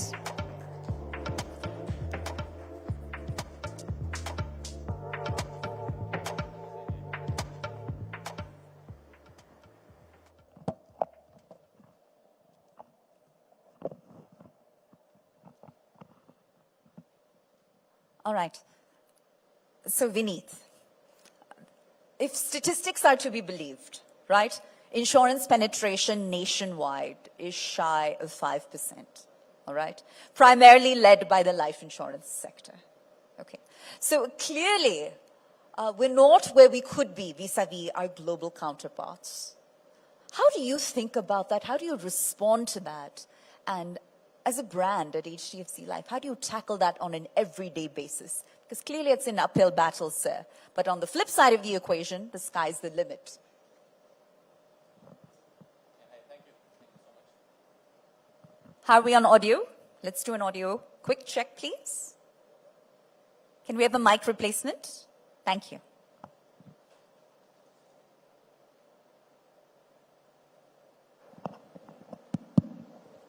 Thank you, sir. Thank you. Hi, thank you so much. Thank you for having me here. Sure. And I think the question about, how is our penetration in insurance doing for the economy? So as a percentage, yes, the insurance always looks like, we are only at 3%. You know what, sir? Why don't we do a mic swap? Here, go ahead. Thank you. Yeah. So, the penetration today is at about 3%, and that's calculated in terms of premium to GDP. And as Indian GDP has been growing, the life insurance has been keeping pace with it more or less. We grew better than what we were about 25 years back when it opened for privatization. And now I think more or less it's just keeping pace on a premium basis with this thing. But if you look at, various other parameters about the amount of sum assured, the amount of number of people who have been covered by life insurance, that has been growing dramatically. And that really makes us, very proud of the fact that we are reaching out to more and more Indians and making it happen. In fact, in the last 25 years, we have been able to insure so many Indians. In fact, the premium, just talk about the premium. When the privatization happened, the premium for the life insurance industry used to be in the range of about 35 to 40,000 crores per annum, the total premium. And now it crosses about 8 lakh crores per annum. So this significant amount of momentum which has gained, and this momentum has come in from the growth and innovation that has, come into the country, thanks to so many players and thanks to, all of us really leading that way by, having product innovations, having new channels of distribution, reaching much deeper in the country, and all these things are factor to that growth. Sir, can we have a mic replacement, please? So it's genuinely not working. No, it's genuinely not working.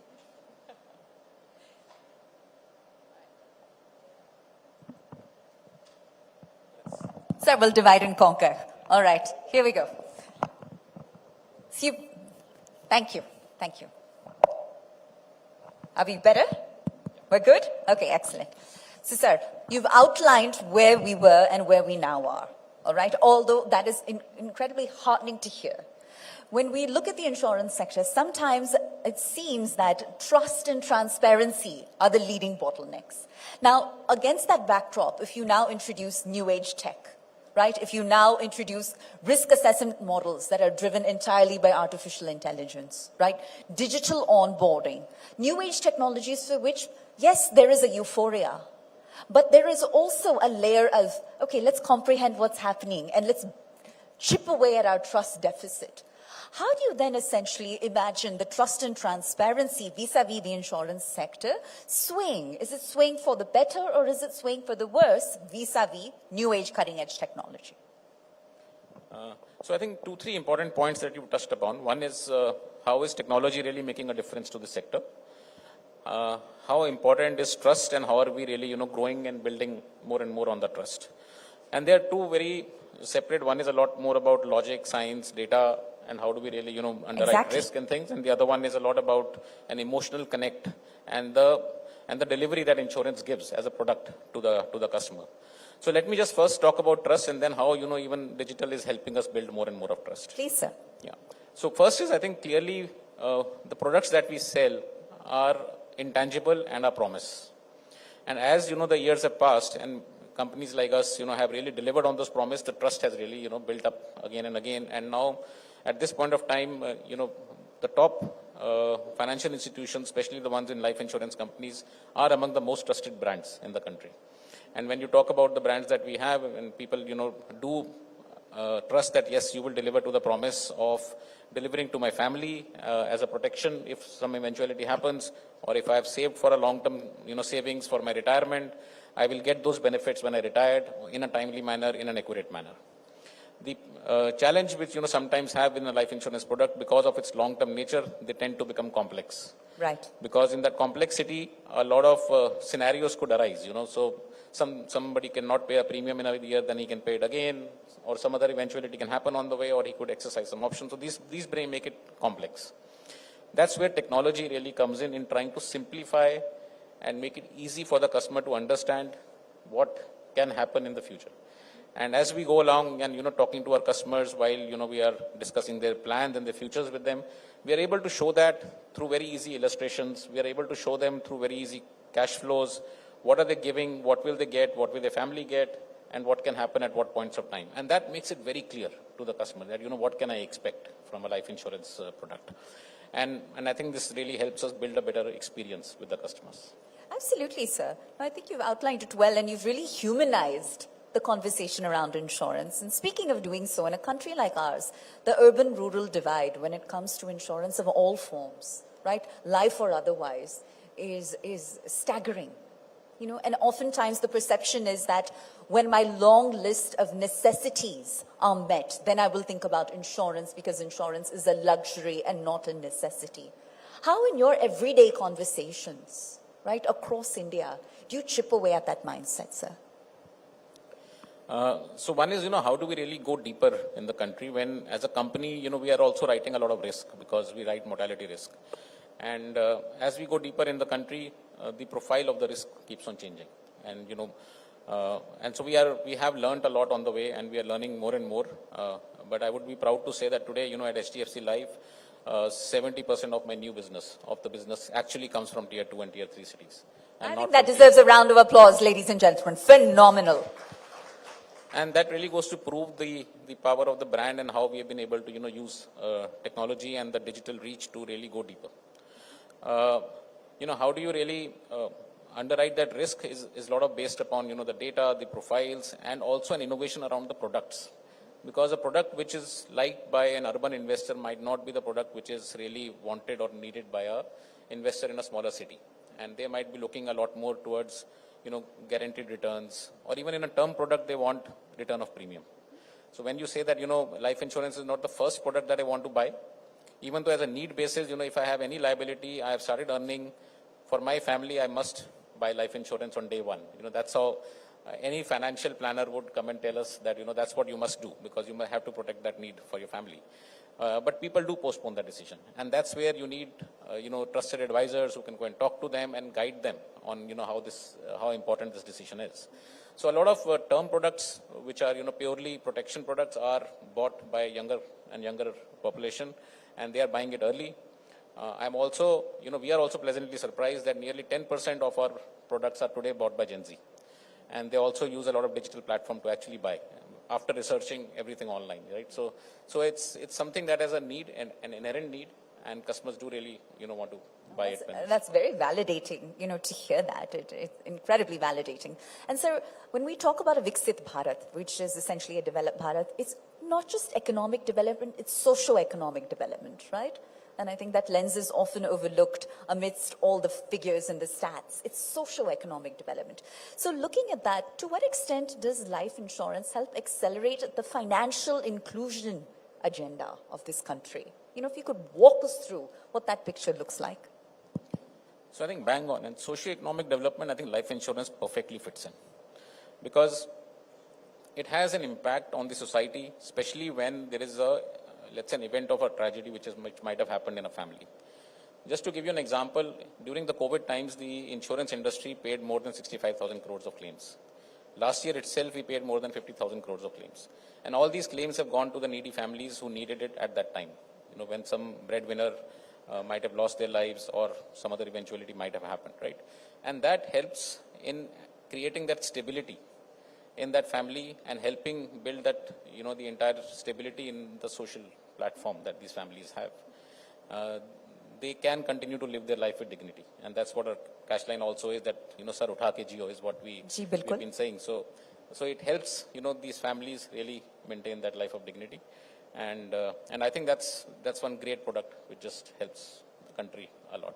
Another factor I think I would just say is that it's not just about the claims there's also a factor of long-term savings. And how these long-term savings and financial planning really help families, typical middle-class families who are aspiring to, send their children for good education or, some goals of buying a house, etc., build slowly onto that long-term savings and achieve those goals in time. And so given that, this is a business conclave, right? If we were to look at the life insurance ecosystem purely through a business lens, what are the other countries or communities that, you admire in the sense that you believe that their ecosystem has reached a point of maturity and has become a blueprint that here in India we could emulate? So I wouldn't want to name any single country, but because I think there's a lot to learn from various examples across the world. Fair enough. I think a lot of new startups in the West, especially US and all, started off with very niche segments of providing products in a very easy to buy manner for customers. Somewhere in the East, like there are some companies in China which build a lot of ecosystem around their products. So a lot of such examples are there. I think India has a unique approach. India has a very unique approach. We have, all the distribution points like banks, our own points, and maybe agents and, some corporates which also do life insurance and wealth managers. And they're all open architecture. So the Indian belief is that, you should have manufacturing and you should have distribution points which are able to offer choice to the customer.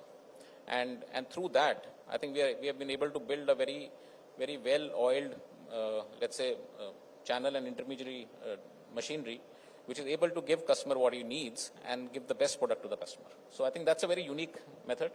Plus, a lot of technology has come in to make this process very simple and seamless in terms of, either it's underwriting, which is now so much more data-driven than what it used to be earlier. Earlier, every case, worth of salt would go in for medicals. Now, a lot of this work is done through data, and some of the cases go for medicals. So a lot of process changes have happened, and this has also, helped. The servicing side has also become very digital. So that's the uniqueness of India, that, customers are, even in the last mile, tier 3 towns, 91% of our actually servicing happens on our digital platform. People don't walk in for servicing to the branch. You're right. You're absolutely right. And so when we talk about, a Viksit Bharat, one of the tenets is insurance for all by 2047. All right. So how realistic is that target? What's it going to take to get there? And as HDFC Life, I think you have a incredibly heavy responsibility as the country's leading largest private insurer to play in that whole equation. So tell us more about that. I think it's very much possible. I think it's very much possible, and I'm sure that we can all achieve that vision and the target of 2047 insurance for all. Why I'm saying that is, and my confidence comes really from the fact that as the banking sector has now moved and, got every Indian banked, That's the first major step for financial inclusion. And as that has happened, the next step of, adding protection as a layer on the portfolio of the customer is the next addition which is bound to happen.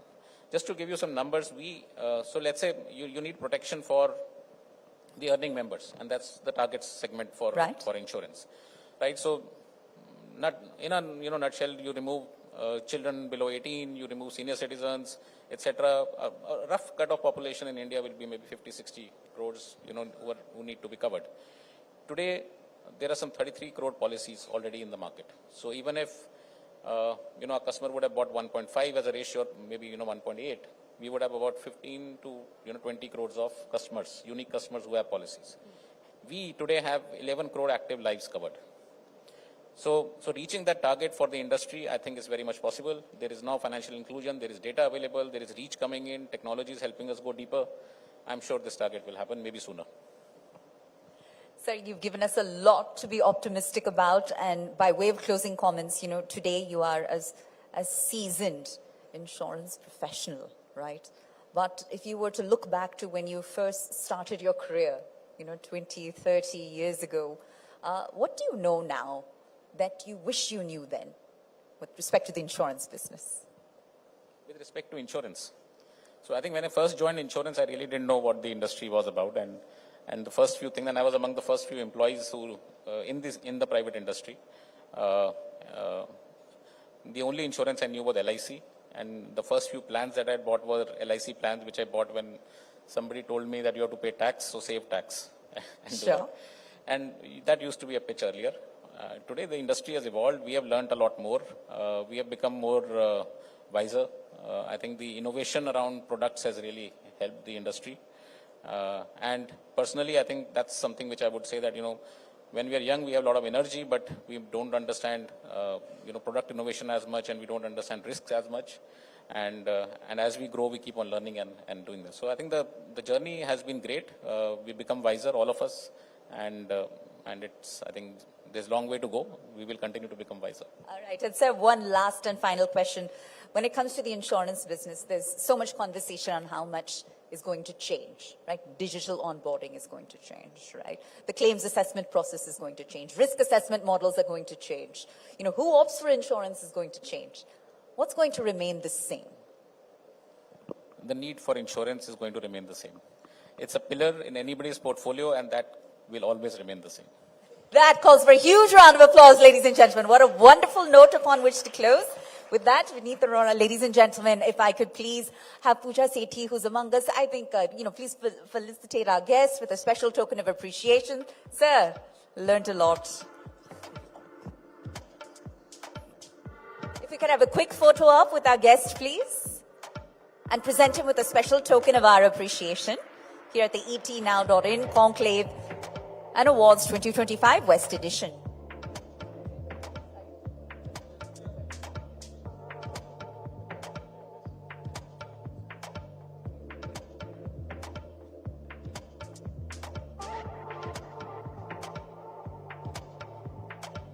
Thank you, Mr. Vineet, and thank you, Pooja. Ladies and gentlemen, a huge round of applause once again.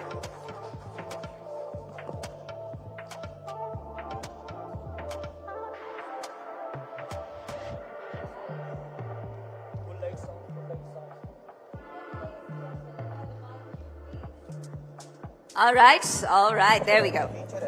Okay, what a fascinating discussion. And with that, we move on to the next item on the agenda, and we're going to talk digital payments. So with digital payments crossing 14 lakh crores monthly and fintech funding remaining incredibly robust in spite of global headwinds, Western India's BFSI sector continues its evolution. So our next panel brings together market veterans. They're going to talk about the increasing advent of mutual funds and the changing trends on investment and banking in the new age of digital finance. And to do justice to that conversation, we have Sandeep Raichura, who's the CEO of Retail Broking and Distribution and Director at PL Capital Group, Prabhudas Leeladhar. And joining him, we also have Mr. Ivy Subramaniam, who's the Managing Director of Quantum Advisors. And to spearhead the discussion, ladies and gentlemen, Sumit Lakhutia, Senior News Editor, Times Network, now joins us back on stage. All right.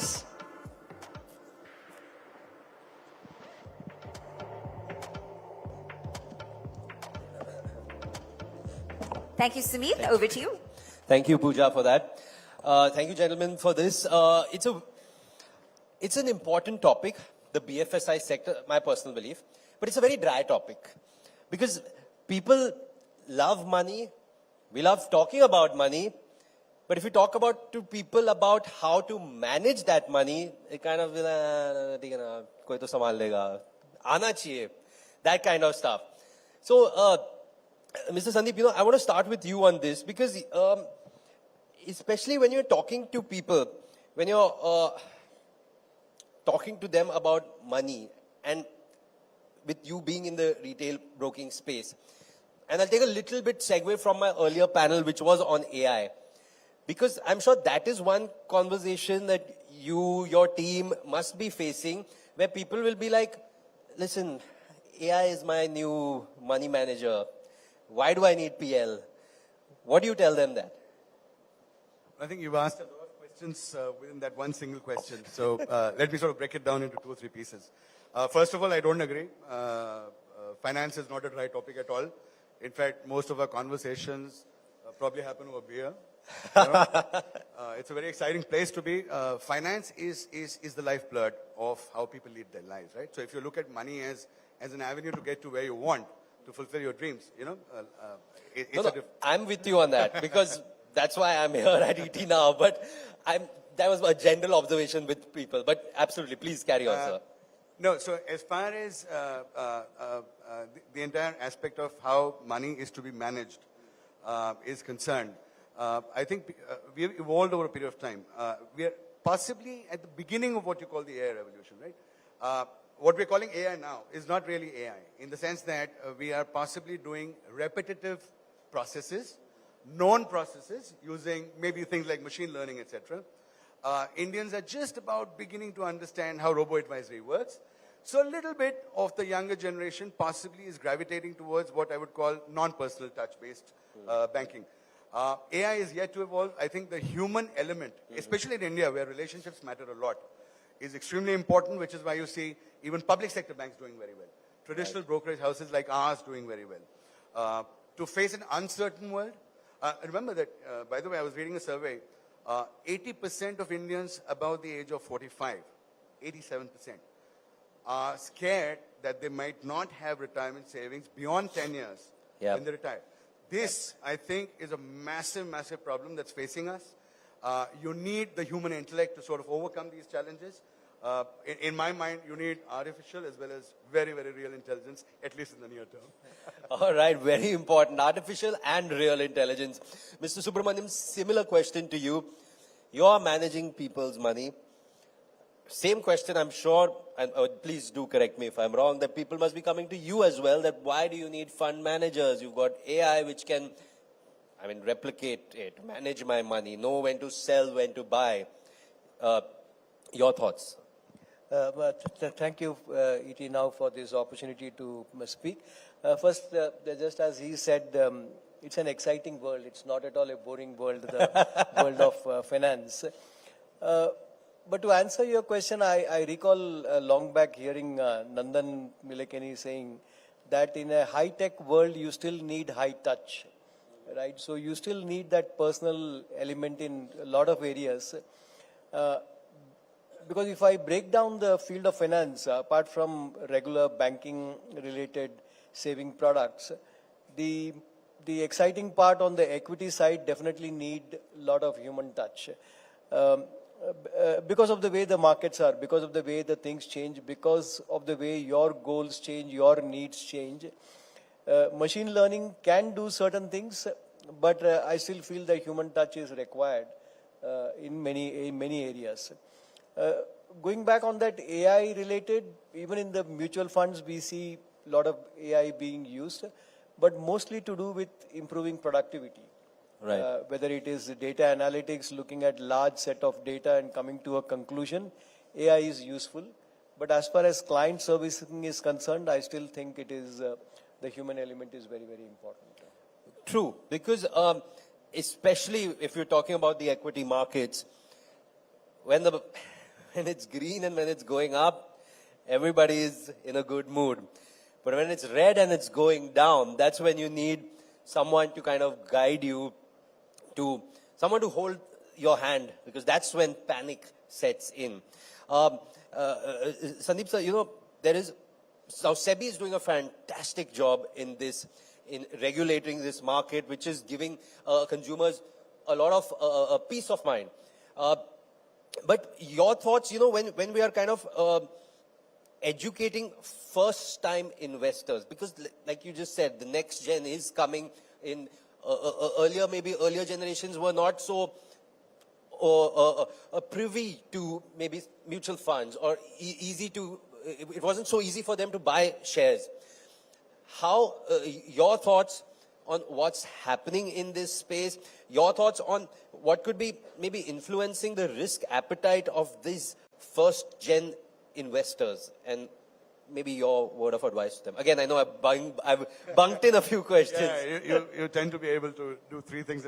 But you're right. I think over the last decade or so, especially from possibly 2016 onwards, not only SEBI, but I think the triad of SEBI, RBI, and the government, between them, they've unleashed very, very powerful forces. And of course, we know about things like the India stack, right? Yeah. Information which was privately concealed in bank accounts are possibly now available through the account aggregator framework, right? So I think one of the biggest things that's happened is that there's a massive public infrastructure available on a public platform, governed and available to licensed entities. Using this, I mean, in a way, COVID actually sort of put us on a fast-forward track. Because what happened is that the youth, which was possibly not engaged so well with their schools and colleges, etc., got exposure for the first time to accessibility to international cryptos, to stocks, to mutual funds. All of this came together very fortuitously. What we're seeing now, possibly, is this generation beginning to learn to understand how to maturely manage their money, which is where now you're seeing things like robo-advisory take off, right? So we are possibly in a massive sort of bull run in terms of sentiment, at least, right, over the next decade or so. SEBI, I mean, if you break their actions into three parts, the first part was laissez-faire, go ahead, do something, we'll see if it's, sort of, it builds some size, we'll come back after you. The second sort of era, possibly from 2018 to 2022, on things like peer-to-peer lending and fintech and all that, was possibly stop now, let me understand this. Over the last 2.5, 3 years, SEBI has been extremely transparent, very, very forward-looking, and has actually patted people on the back. So you've got guidelines, I think, in the last 1.5 years on virtually every aspect of financial services, including people like us. So, for example, how do you give advisory to an average individual? How do you research a stock? How do you do peer-to-peer lending?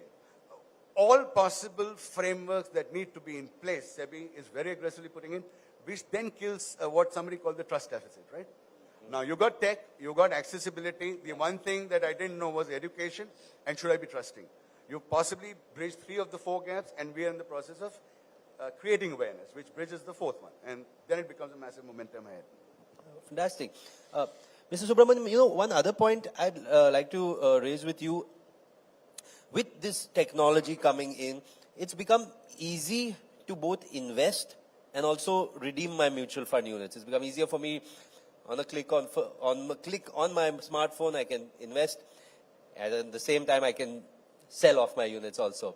How are you seeing that in the market space? Means, what are some trends? Because if you look at AMFI numbers, yes, SIP numbers are going up, but it depends on the month. Sometimes net inflow and outflow, they keep going up and down both.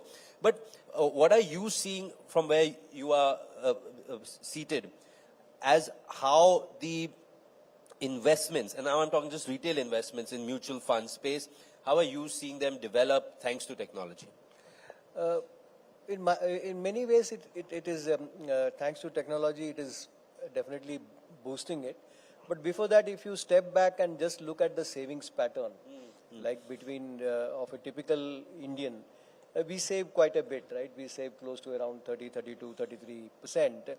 And historically, a large chunk of that went into bonds, bank deposits, insurance, gold and properties. And equity was less. But equity as a concept we have known for a long time. I Yes. think the BSE will actually be celebrating its 150th 150th year. right. So we know equities for a long time, and the savings pattern were also geared up for owning equities. But then we also had number of scams, probably in an era when regulations were not yet formed, not yet mature, and that I think was a big setback. So a whole generation of people were not willing to come into equities. Then as regulations came, as they tightened it, as they made it much more easier for people to invest, and then you add to that the technology and the education being done, you have a clear case where people had to understand equities, and they find that the equity returns are needed if you really want to. The first point which he said, that after you retire, if you don't have enough wealth to last, it's going to be a serious problem. Right? So you had many things coming together, and that's driving it, and we see that trend continuing. There will be months when there could be some outflows, because it all depends on the large tickets also. If they redeem, there could be outflows.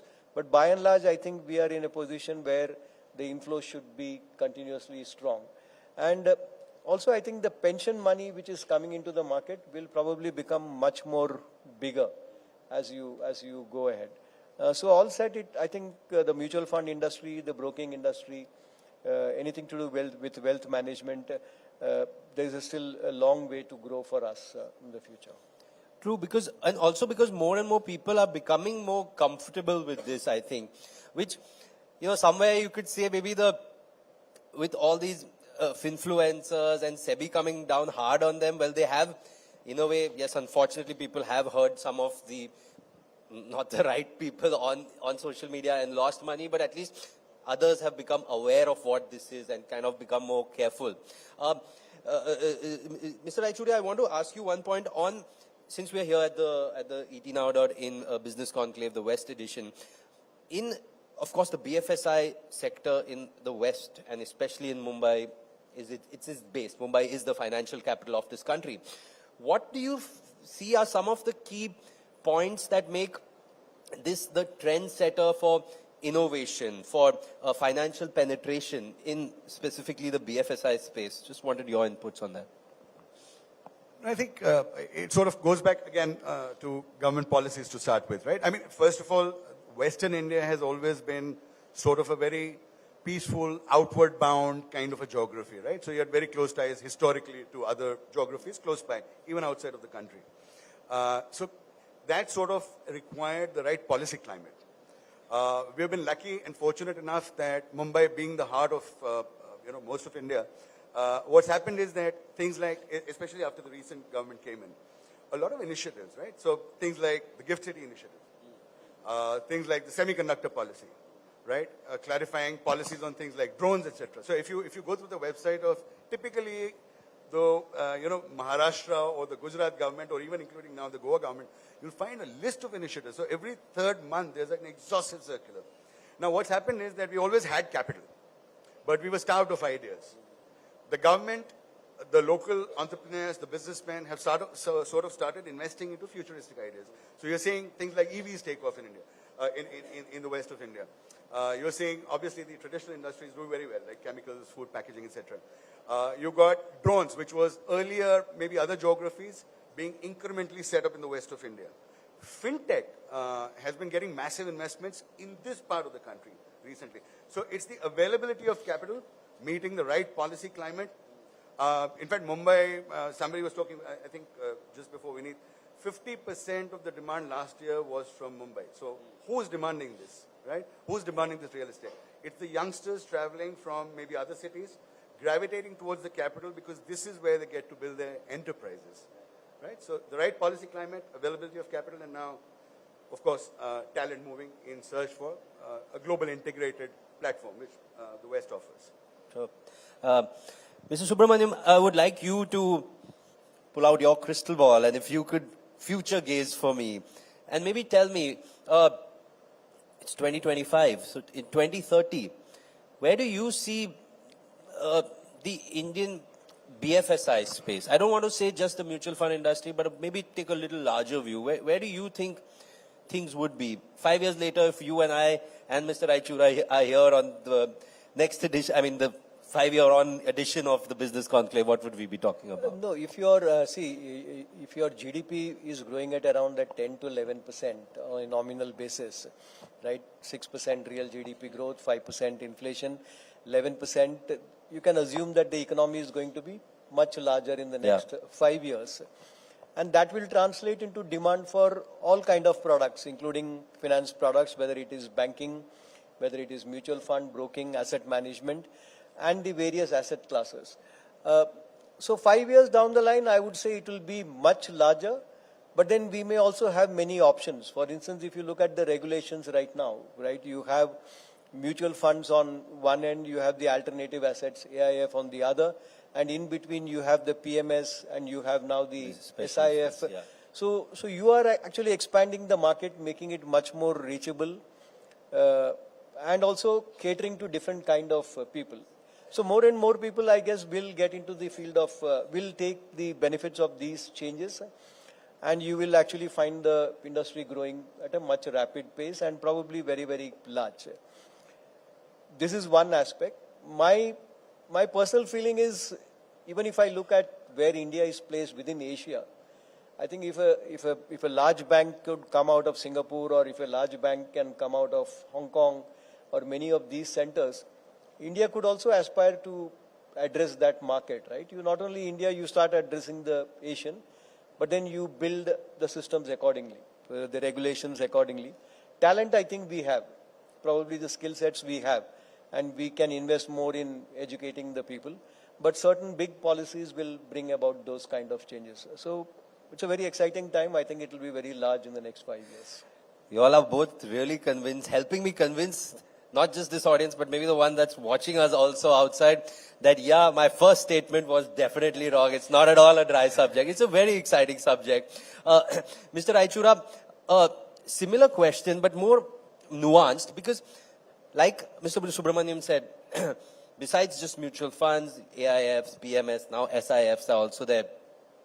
Are you seeing your customer evolved to, like, somebody who might have just been a beginner, now becoming more nuanced? Somebody at first having come and said, "Mujhe ya to debt fund do, ya hybrid do, ya theek hai, index fund hi lunga." But now someone coming and say, let's do a small cap. And now someone saying, "Tell me about the SIF." Are you seeing that evolution of the customer as well?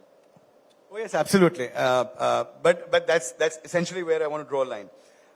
We have traditionally grown in terms of products, right?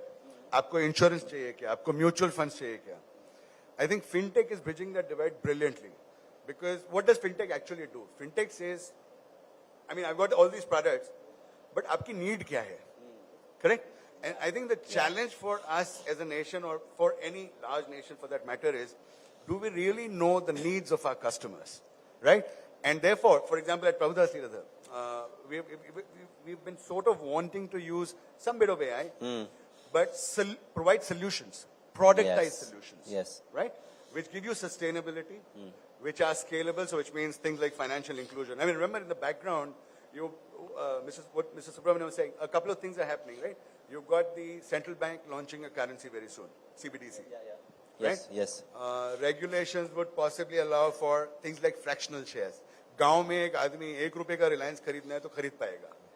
Right? So there are those regulatory developments. There is technology.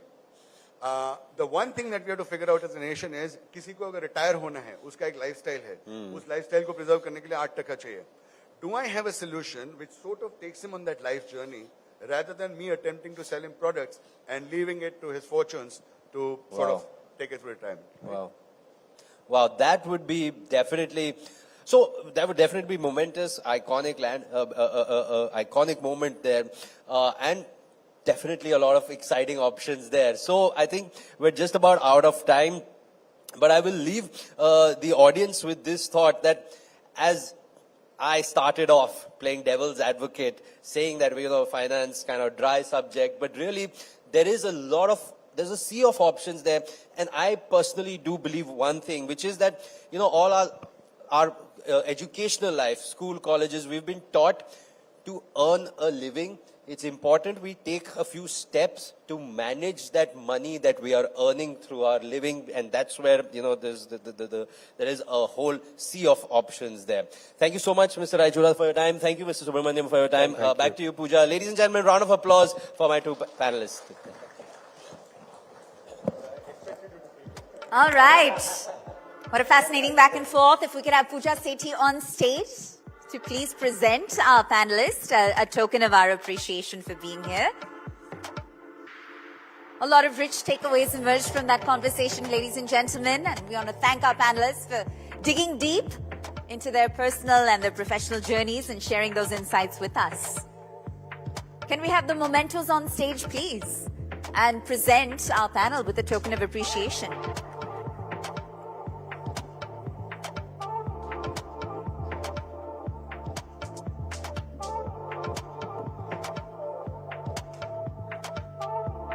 Covering the entire spectrum here at the ET Business Conclave Awards West Edition 2025.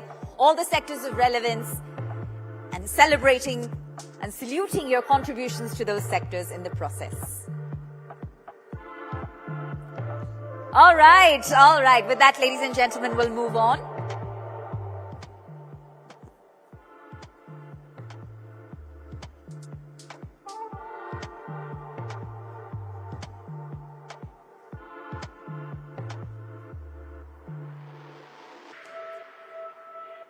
All right, a round of applause to the entire panel, please, ladies and gentlemen, as we move on.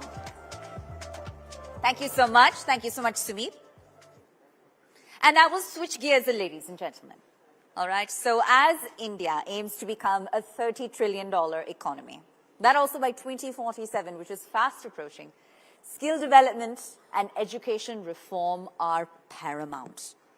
So the edtech sector, that's valued at, I believe, $10 billion, is transforming learning.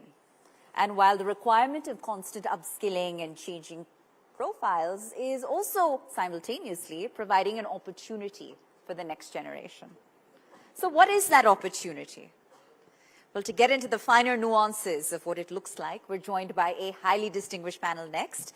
But to guide us through the discussion, if I could please invite my colleague back on stage, news editor with the Times Network, Ritvika Gupta. Huge round of applause, please, ladies and gentlemen. All right. Thank you so much. And to guide us through the discussion, lovely. And now our esteemed panelists. We have with us Ms. Meghna Ghaipuri, who's the president of Whistling Woods International. Meghna, if you could kindly please take the stage. All right. I think Meghna is quickly approaching the stage. And joining her also on the panel is Dr. Kunjal Sinha, Director, the Center for Distance and Online Education from Parul University. If you could please have Dr. Sinha also take the stage. Thank you so much. Thank you so much, ma'am. And we're also joined by Dr. Rajan Velukar, who's the Vice Chancellor of Atlas Skill Tech University. Okay, and before we proceed, do we know the status on our other panelists? Maybe we can have someone from the team quickly bring them back into the room. It's now their time to shine. It's now their moment on stage. So I think what we'll do, Ritvika, is we might as well kickstart the conversation as our other panelists momentarily join us. Let's have a mic replacement, please, if the mic is the problem.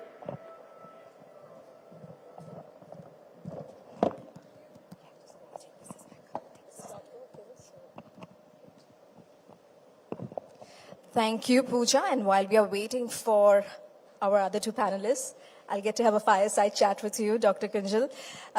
So I think, India's superpower is its people, for sure. I think that's where our biggest strength lies. But we need more than just jugaad. We need skills. We need education. And, while we are hearing of artificial intelligence, technology, edtech, skilling, all of that, there are still certain challenges when it comes to access, equity, employability. So really, I just want to open this discussion by asking you, what do you think is the single most thing that is required to bridge the skilling gap? Hello.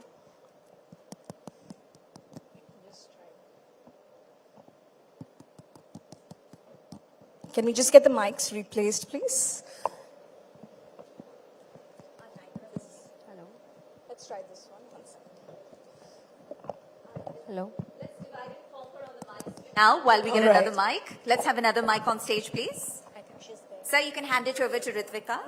आप उन्हें दे दीजिएगा. All right. Okay, you now join us so kindly. Okay. Our panel is nearly complete. Thank you, Meghna, for being here. Let's ensure Hi, the mic Meghna. is working.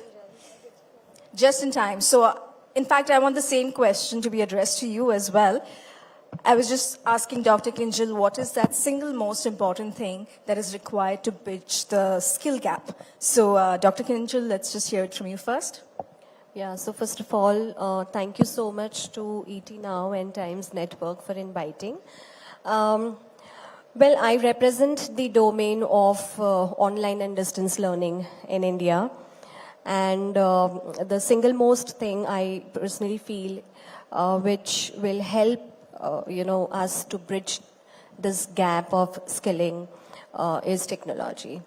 Well, when we talk about, online and distance learning programs, mostly the candidates or learners who join these programs are working professionals, and they join, the primary motive of joining the programs is basically skilling, reskilling and upskilling.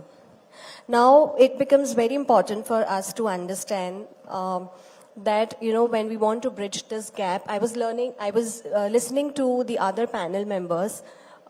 Everywhere there was a mention of skills gap, right? So when we talk about skills gap, it becomes imperative for us to understand the importance of lifelong learning, right? That's true. Now, when we talk about lifelong learning, Hi, again, Dr. Rajan. Huge round Please of join applause, us. please, ladies and gentlemen. Our panel is now complete. Yes. With that, Ritvika, back to you. So when we talk about lifelong learning, again, technology is something which plays a crucial role in bridging the gap. In future, I think this gap will be fulfilled by technology, most importantly, platforms which are curated with the help of artificial intelligence, which actually gives the advantage of offering personalized learning paths to individuals. I think that is something which will be able to align the individual's goals and interest while learning. So I think technology is something which is the future in education. Technology it is. Meghna, do you agree that technology is the single most important thing that's required to bridge the skill gap? Sorry, hi. Can you hear me? Hi. Sorry, I didn't realize the panel was starting. I was told it was later, but sorry for the delay. Thank you for having me. I feel, of course, technology is something that's through the years shown us how, in terms of education, in terms of training, in terms of skilling, how important it is as an enabler. But I'd like to take it a little further here, and I feel like, especially with AI, especially with all the challenges we're facing today, I feel we have to now learn to go beyond technology, beyond just skilling. Skilling is important, education is important. But I think the third pathway that we really need to now start thinking about is the creative pathway. In terms of beyond AI, doing things that AI can't do. And I think that one thing that AI can't do is the human factor. How do we innovate? How do we think creatively? And we as a human race have full potential to be able to do that. But I think as educators, we need to really, really now start looking at bridging that gap too. Our children today, I don't know, especially post-COVID, have a little bit of discomfort in terms of communication, right? And personal skills. And I think that is where we have to build on. It's going to be students or professionals who are going to be able to communicate well and have that human element to them that are going to really be able to succeed in the world of AI. So I think it's not just technology, it's so many other things as well. Absolutely agree. And just picking up from what you said, I want to ask Dr. Rajan this question. We are hearing of AI taking up jobs. AI is looked at as a threat, right? So I want to ask you, how can traditional education be balanced with technology such that we're not afraid of AI, but we are actually future ready for an AI-driven workforce? So if we look at the history of technology, every time people felt that this technology is going to take our jobs. But every time the new technology has created the jobs. That is the history. And I remember even when the pencil, the slate came, the teachers opposed the slate. They said that this is not going to be useful. Even the pens, writing instrument came, and there is a research on that. They opposed the even pencil. So similarly, it is happening with the technology. AI may take jobs of some people, but it will open the doors for others, provided you are creative, as she said. Provided you don't surrender to the technology. Those who will suffer, those who will surrender to AI. You don't surrender. Even AI fails. That we see. And then you have to be little bit creative. You have to tweak how to use AI, artificial intelligence. If you learn that tweaking, then you can cheat AI also. And therefore, you need not depend completely on the agent. What do you do when some agent comes to you? You ask some other person whether this agent is saying right or wrong. So you just see, same thing. For AI also, you should check. The only thing is you should not surrender. If you surrender, you have gone. Otherwise, there are a number of jobs, I tell you. Number of jobs which will be created. I just, if I have 30 seconds, then I can give you. Please go on, yes. In 2005, I had gone to US, Bill and Melinda Gates Foundation. We were discussing about agriculture, how do we improve agriculture and then technology and all those things. So I met one lady. I asked, what do you do? She said, my profession is gossips. I never heard of that. But that is a profession. So professionally you employ people.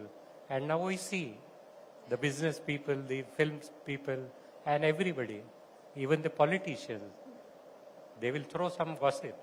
But you need professional gossips. So similarly, something will come. That's very interesting, professional gossips, wow. But Meghna, I'm going to come to you because you mentioned about how we need to be creative. Now, you're leading a film school and art education that was perhaps not recognized maybe a decade or 2 decades back is finally getting the recognition it deserves. But I want to understand, when it comes to creative education like films and media and art, are we doing enough to also not just nurture their creative talent, but also prepare them with real-world skills out there? Like, what is your take on that? Absolutely. I don't think there's another way out of it. And I think that's exactly what we started with. The dream of starting Whistling Woods was not just to have an education business. It was to make sure that we enabled talented creative professionals to be able to hone their talent. So when we first dreamt of this, the industry is large. As you know, we make so many films a year and TV and content, but there were no professional educational institutes. And when I say professional, I mean exactly that. Industry enabled, industry ready, students who graduate and are able to get picked up by the industry and can make a difference to the industry. So it's not just, our vision was not just to have employability, right? But for us to create or educate talent who can actually go out there and make a difference, which we've seen. We have 4,200 alumni now working in the industry. And I feel that is exactly what we dreamt of. We wanted to have a network of individuals so that somebody who doesn't have a film background or doesn't come from that, they have enough of a family out there in the industry who will support them and who will be around for them, which is exactly what we see today, right? So I think for us as a creative institute, it is especially because of the challenges we face due to the stereotypes related, concerned with the industry, that yahan to bahut struggle karni padegi, parents are not sure, erratic times. So it was our responsibility to really, make creative education mainstream. And a few years back, we had the opportunity to offer degrees to our students through Tata Institute of Social Sciences. And I think that has really helped parents understand. Industry, of course, looks at the skill set, but parents really value degrees. And I feel that was a good move because with that, we've really been able to expand our audience in terms of the students we get to study film, fashion, design, music, and all the other courses that we offer. Right. Dr. Sinha, coming to you, when we talk about West India, I have to talk about Gujarat. And we talk about Gujarat, I have to mention GIFT City, which is slowly becoming an education hub as well. A lot of global universities have started partnering. Do you see initiatives like these, in terms of helping us become, better when it comes to skilling, upskilling, education, and higher education as well, online education as well? Absolutely. I think that's very much, present currently. Universities like us, what we do is we co-partner with the industry. We co-create the program. The curricula of the entire program is created by the experts from the university as well as experts from the industry. The delivery is also, done by both industry as well as the education institution. Examination, of course, is taken care by the university. So I think when we co-create the programs, there are a lot of programs which are co-created in the domain of clinical research, a lot of programs in medicine and paramedical sciences, a lot of program in engineering. There are, of course, a lot of programs, short-term, skill-oriented programs targeted to specific skill set of the employees, again, which are customized and tailored as per the requirement of the industry, which makes it very, very relevant when the entire program is delivered to those set of employees.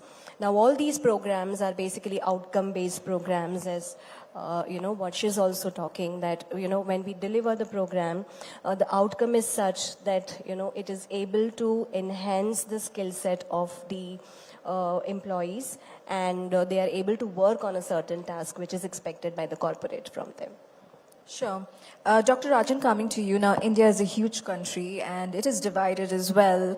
I want to ask you, because one of the biggest challenges for education is access, which I mentioned, when I was speaking to Dr. Kinjal as well. How can we make access to education, more accessible? How can we make education more accessible to lower income groups or maybe underserved communities, such that they get the same quality, if not at least a similar quality of education of, somebody who's studying in a private school? Accessibility, you will have to look at it from a different lens.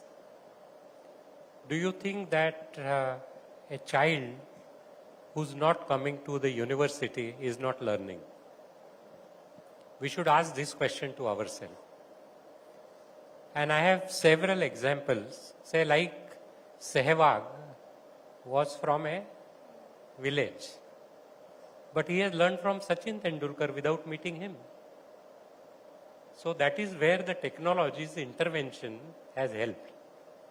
Now this technology intervention is helping by creating an environment of learning. Because some people, whatever you offer, if you are offering a non-qualitative education, there is no use of him or her. He is coming to a college or a university. What matters to me is, am I getting an education and skills which will help me to get an employment? I am not saying jobs. There is a difference between the two. Employment is different and jobs are different. Everybody can get employment, but everybody may not get jobs. And then partnering with them by giving them flexibility to learn. we wrote one of my friend from Orissa, who's a senior person, wrote a concept called village as a college. Village as a college. So we have a design school, okay? And the carpenter which comes to everybody is us, everybody at home is not learned. They have not done design program. Can we recognize them? Can we give them certificate? That is where the educational institutions has to go beyond their walls. The moment we go beyond their walls and certify them with whatever framework which you want to create, it is education. It is literacy, isn't it? A person who has never studied finance, but physics, not finance, but he is a hedge fund manager in US and earning a lot of money. So our definitions we will have to change. If we change the definitions, we will achieve. No, absolutely agree. And education definitely needs to move beyond certificates and degrees. Tell me then, this is a broad question for all of you. You know, how can West India's education model also teach students about critical thinking, entrepreneurial thinking, and most importantly, have empathy at heart? Let's start with you, Meghna. So that's a great question. I think it will have to be a very deep-rooted pedagogical change that needs to happen.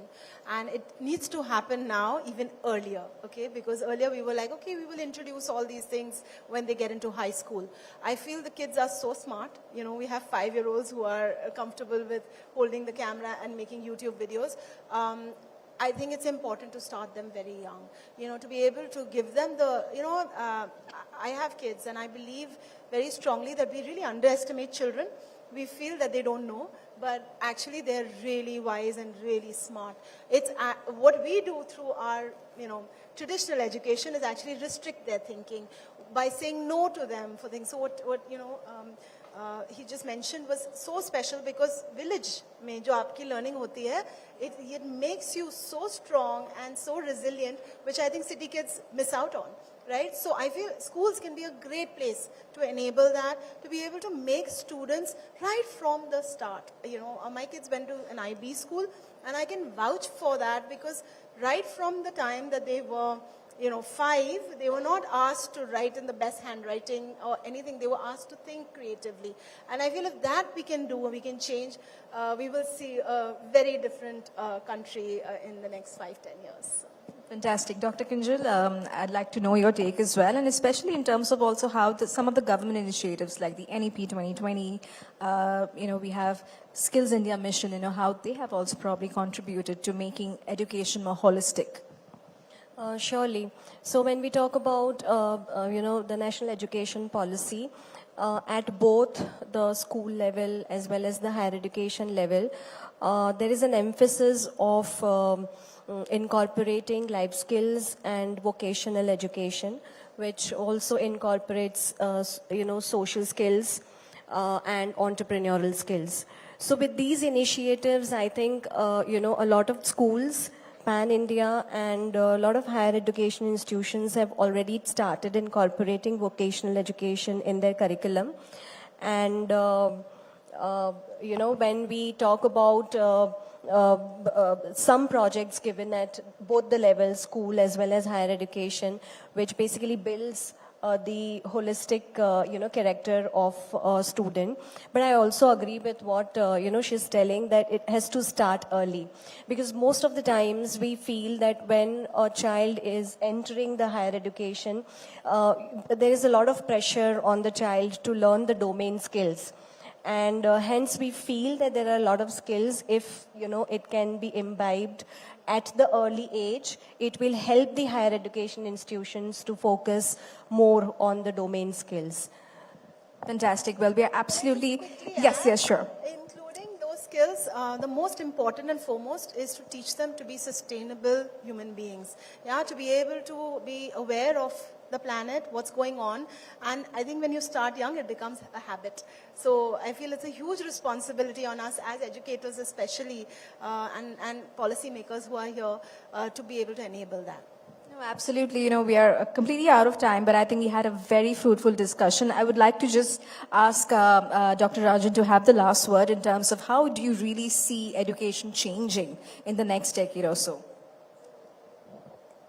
So education is changing with the speed of 1.5. So I always say that whenever you watch some YouTube, my speed is 1, but young people's speed is 1.5. 1.5. So education is changing with 1.5 speed. Wow. Well, thank you so much for that. Thank you so much for being with us today. This was a very, very interesting discussion. Thank you so much. Thank you. Thank you so much.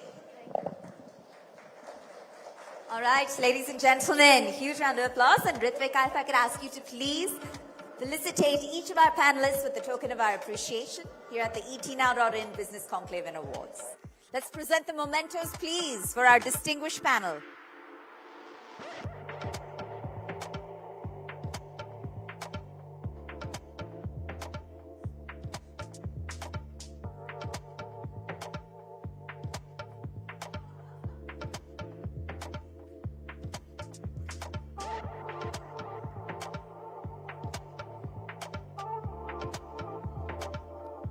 Bright era lies ahead in the capable hands of this distinguished panel, ladies and gentlemen.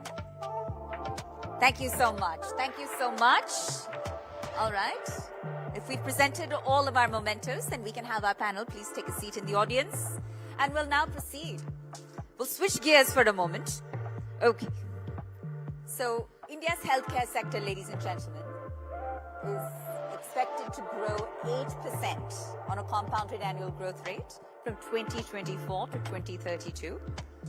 And it's expected to reach approximately $638 billion. That's right, by the end of this year, ladies and gentlemen. It's a staggering figure when you think about it. So while the requirement of advanced healthcare is, of course, growing exponentially, I think you'll all agree to that, the current sort of doctor-patient ratio or bed-to-patient ratio falls extremely short. But with recent advances in healthcare, technology, diagnostics, I think patient care has seen a new age. And playing a big role in leading this change are medical experts that are sitting out of key medical institutions right here in Western India. So what we're going to do is take the opportunity, ladies and gentlemen, to do a deep dive on India's healing edge, essentially West India's healthcare transformation. And I believe it's led in the hands of this very capable panel, and it's my honor and pleasure to please introduce them and invite them on stage. We have with us the creator of ThyroCare, Dr. A. Velumani. Huge round of applause, please, ladies and gentlemen. And joining him, Dr. Ramakant Deshpande, who's the executive chairman of the Asian Institute of Technology. If we could please have Dr. Ramakant also joining us. And Dr. Viral Desai, who's a cosmetic and plastic surgeon, also on the panel, ladies and gentlemen. And will there be anyone else joining us on the panel? I believe that's it, so let's go ahead and proceed. All right, they've earned their decades-long insights into the roadmap of India and how essentially we're going to create a healthy Bharat, but let's hear it from the horse's mouth today. All right, with that.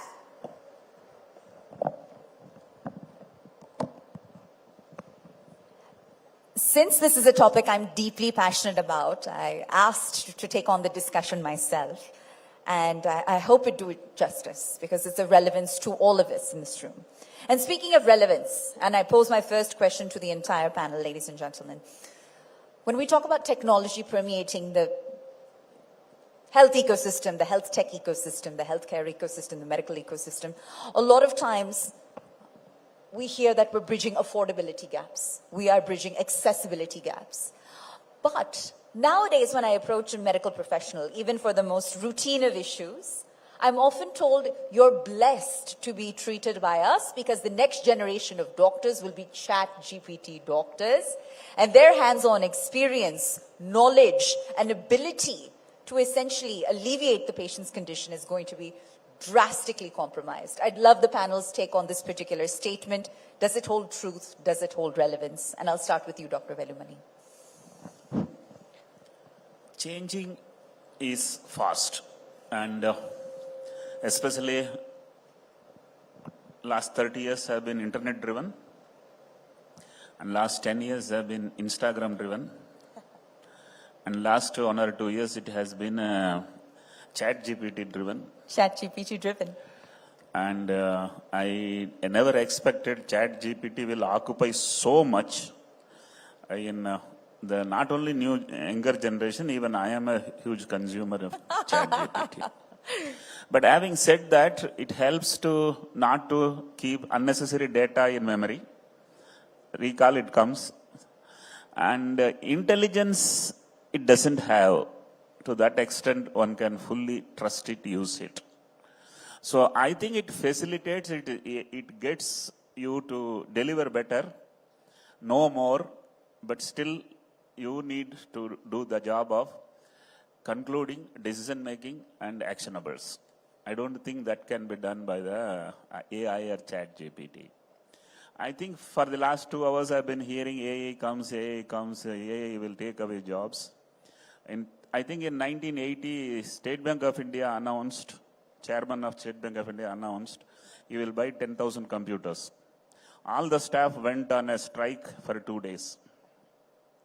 Fast forward, in 2025, if they tell all computers will be taken out, I think everybody will commit suicide. So to that extent, AI also will go into occupy such a vital position. And I believe, as earlier panel somebody was telling, if you understand it, you will lead it. Fair enough. And if you don't understand it, you will follow someone else. So that's how it is supposed to be. Be there and learn it fast, adapt it fast. I believe AI will improve efficiencies, will improve productivities, will improve profitabilities. No, Dr. Volumani, I think thank you for setting that context, and you've answered the question directly, very directly, a bit diplomatically, but directly. So I'm going to take it to another layer and peel back another layer of the onion, and I'll come to you now, sir. It's the same question, but also answer by saying, if you were a patient, would you prefer to be a patient today? Or would you prefer to be a patient, 25 years into the future? When would you be in better, more capable hands? Thank you, sir. My right shoulder is giving me a little problem, that's why. Oh, I'm so sorry. You're the patient today, sir. Would I prefer to be a patient today, or would I prefer to be a patient 25 years back? I think or 25 years from now, in the future. Or 25 years ahead. Well, I can't really foresee so much in the future because I don't know. I mean, I hope that they don't make euthanasia as a compulsory thing. But 25 years back or now, yeah, definitely today, because technological advances have gone so far ahead that your diagnosis is faster, your treatment is much better, your cure rates are definitely better, your quality of life is much better, your affordability is better. So I think there is no question that things are definitely getting better. And jokes apart, I think 25 years later, the things are anyway going to be definitely be much, much better, because science will advance to a level of, particularly in my field in oncology, the ability to predict whether a person is going to get cancer or not, then ability to manipulate. There are technologies called CRISPR technologies where you can actually manipulate the genetic structure itself and prevent a malignancy from occurring. That will go 100 times better. So I think 25 years later will definitely be So your optimism is very heartening to hear. And I'm going to, play devil's advocate for a moment, coming to you now, Dr. Viral, because the fact of the matter is that many sort of untrained professionals that are not quite prepared for the rigors of, the healthcare ecosystem and its realities are now entering the field. And technology is perhaps not exactly coming to their rescue, but becoming a crutch. Right? So do you share the same sentiment with our other two fellow panelists, or do you lean more on the side that I've just outlined? It's a very interesting point and a point for discussion that you have put in, because when I'm basically a plastic surgeon doing mainly aesthetic work, and if you see in our field, especially aesthetic, there are lots and lots of unqualified people. Every day when we open the paper, I think there was recently a headline article on the same thing, beauty clinics, which are actually run by businessmen, not even qualified doctors. We've had this incidents in Pune, in the recent hair transplant deaths in Kanpur. So, when you talk about this field, yes, a lot of unqualified people, and we've been reading about them since so many years. There were some scientists who were practicing like oncosurgeons. We've had incidences like that. So, of course, people talking about curing, a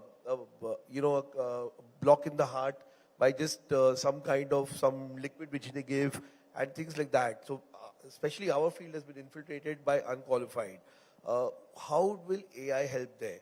It's a double-edged sword. With the use of marketing, they actually promote themselves also to be specialists. Right. Okay, it's a double-edged. So that's one problem. The other way where it can help, where you can actually find your doctor, you can see what his qualification, registration number is. So if we are able to integrate these things, how you have, it's a far-fetched thought, but an Aadhaar card for everybody, for every human, why not have something for every doctor, and in one click or in one thing, you know exactly what his qualifications are. Is he registered? Is he unregistered for that matter? Is he registered with NMC or MMC or any kind of government agencies, or is he just claiming to be X, Y, Z, A, B, C, D from UK or whatever, So maybe this is where it can come in, where it can educate the patient. So I don't know, this is a thought. Absolutely. I think you've answered both sides of the coin. And if I were to switch gears for a moment, oftentimes, as patients, what we look for in a doctor or a healthcare ecosystem is not simply the technical knowledge, but that bedside manner. All right? And that's something that perhaps, AI may or may not have the answers to as patients on the receiving end of trying to research a doctor. But Indian medical professionals have long been appreciated for their technical prowess. But sir, when it comes to bedside manner, for example, do you believe that in medical education or medical practice, there needs to be a greater emphasis on that and not so much of the stressors, such as, for example, the 1 to 1500, doctor to patient ratio and all of the things that take away from that bedside manner and that seamless caring delivery of healthcare, sir? I'll start with you, Dr. Velumani. Actually, there is a pyramid of rich and poor. And there are a pyramid of intelligence also playing a role. There is a pyramid of hospitals in occupancies. There are some hospitals where patients are not having bed and the patients are sleeping down. And there are good number of hospitals where the security staff is sleeping in the bed of the patient. So there is a huge demand supply, identifying where I can go, who is qualified. It's a huge confusion as of today. I think some kind of standardization, some kind of accreditation, some kind of minimum essential things, if it is managed, this demand supply lopsided will not happen. That's one thing. The second thing is, India is a huge country and Idris population इतना बड़ा है और जिस भी business में scale ही खेल है उस business में हिंदुस्तान ही मैदान है. So I believe it's going to be India leading the world. Huge round of applause. How lovely. And I believe I am limiting myself to pathology industry. I believe 25 years back, pathology tests were much high cost comparatively. And then for the last 15, 20 years, it has come down. I believe even in radiology, a standing machine is a liability and a running machine is an asset. And for your kind knowledge, on an average, 17 hours, 18 hours, the CT machine, MRI machine and PET CT machine are standing, not working. And if Indigo makes an 4,000 crore per quarter profit, that is because their flights are always on the air, not on the ground. We need to understand how to optimize efficiencies and produce solution, because Indians cannot afford per capita income of $3,000 to $3,500. I think working on efficiencies and producing volumes and giving solution will be aided by AI also. Well, sir, Dr. Deshpande, yes, please we keep the applause coming. I think some brilliant points here. And coming to you now, Dr. I would love for you to comment on some of Dr. Velumani's, inputs. And do you believe that health insurance can plug some of those gaps, because insurance penetration rates in this country are abysmal. They're shy of 5%, sir, and largely dominated by the life insurance sector. And, you know, Vineet, who is here from HDFC Life, and I had a detailed conversation on that same subject. So is that the stopgap? See, when you try to find out an answer to a question, you should always look for it somewhere else in the world, right? Right. So now let's take the developed countries. One is England, second is US, third one is Canada, all right? Now, England, you have a combination of private as well as insurance, right? The National Health Scheme, the NHS, is a complete insurance one, where you get a difficulty in passing urine because of a enlarged prostate today. Well, you will be operated 2 years later. So that is a kind of insurance thing that it looks for. If you want to get operated immediately, yes, you spend thousands of pounds and go to the Harley Street and get it done. So it has not sorted out the problem. Go to Canada, there is no private work there. You can't really go to a private practice person. It's only compulsory insurance. Right. Now, again, the same problem. You go with a headache, they'll say, okay, you go to your general practitioner, then let the general practitioner refer you to the specialist, and then you will see about it, which is again 2 months later. So it's not a happy system again. US has got both the system. 30% of US is not insured at all, which means that if you meet with an accident, you'll be treated immediately and freely. But if you don't have an insurance, and if you suffer from a chronic disease, then there is a problem. Right. See, 70% of personal bankruptcy in the United States is because of expenses related to illness. So, you know, you don't really have insurance as something which will guarantee that all kinds of shortfalls can be actually covered. And obviously, India is not nowhere in the scene where you concern that. We have schemes like the PMJs and all that, which is very nice because, you know, 50 crore people covered, then, you know, another 8-10 crore covered in old people and all that. When you start analyzing it, when you start microscopically analyzing it, it appears more like a patchwork, with very well-intentioned patchwork, but it's a patchwork. It will not really take care of major illnesses. It will not cover his expenses, my expenses, or his expenses right. to the fullest extent, okay? And I'll tell you one thing, here is somebody, he's an amazing man, you know, Dr. Velumani, I'm a great admirer of him for some simple reason. Sir. No, it's not because, you know, he's the creator of ThyroCare, you know. And he started it as a lab working for 16 hours. How did he actually break the ceiling of costing? This is the cheapest kind of a lab which gives your reports accurately at the lowest cost. How did he do that? He worked out the maximum capacity of his machine. Okay, this machine can actually do 1,000 tests per day. I'm doing only 100 tests a day. So he said, no, I will do 1,000 tests per day. So how much is cost where I can go down? And suddenly he realized that in place of 10 rupees, I can charge only 2 rupees for this. And he actually did that. I'm sure he took a big hit in the initial few years. And I read about his article long back when I was still in Tata Memorial Hospital. But this is something which is a very, very innovative kind of a thinking. So will insurance plug these kind of problems in taking care of healthcare? Unlikely, but there are ways of doing it. One is public-private partnerships, where you can know there are so many institutions. You know, the Brits, we keep on cursing them, but they did one good thing. They put infrastructural hospitals everywhere. They're all lying there, the primary healthcare centers, the regional centers, everything. They're still lying there. They don't have any medicines there, nothing like that. But understand one thing. If doctor wants to put up a hospital today, what is the biggest bottleneck? It's the real estate and the structure and the way the whole thing has been planned. It is all there. So the government has to just look into that, and then it can say that, all right, I will give you this particular thing. Treat your patient 60% or in whatever rate you want, provided you give me 40%. And there you can actually do this thing. And then maybe support him a little bit. So you need a little bit of an innovative thinking, and you need somebody with a hunter like Dr. Vellumani sitting on the top of the carriage. So it's possible to do it. So thank you for that candor and, that color to the conversation. And I think when one medical professional so openly admires another, it's just an incredibly heartening feeling. So huge round of applause for that, ladies and gentlemen.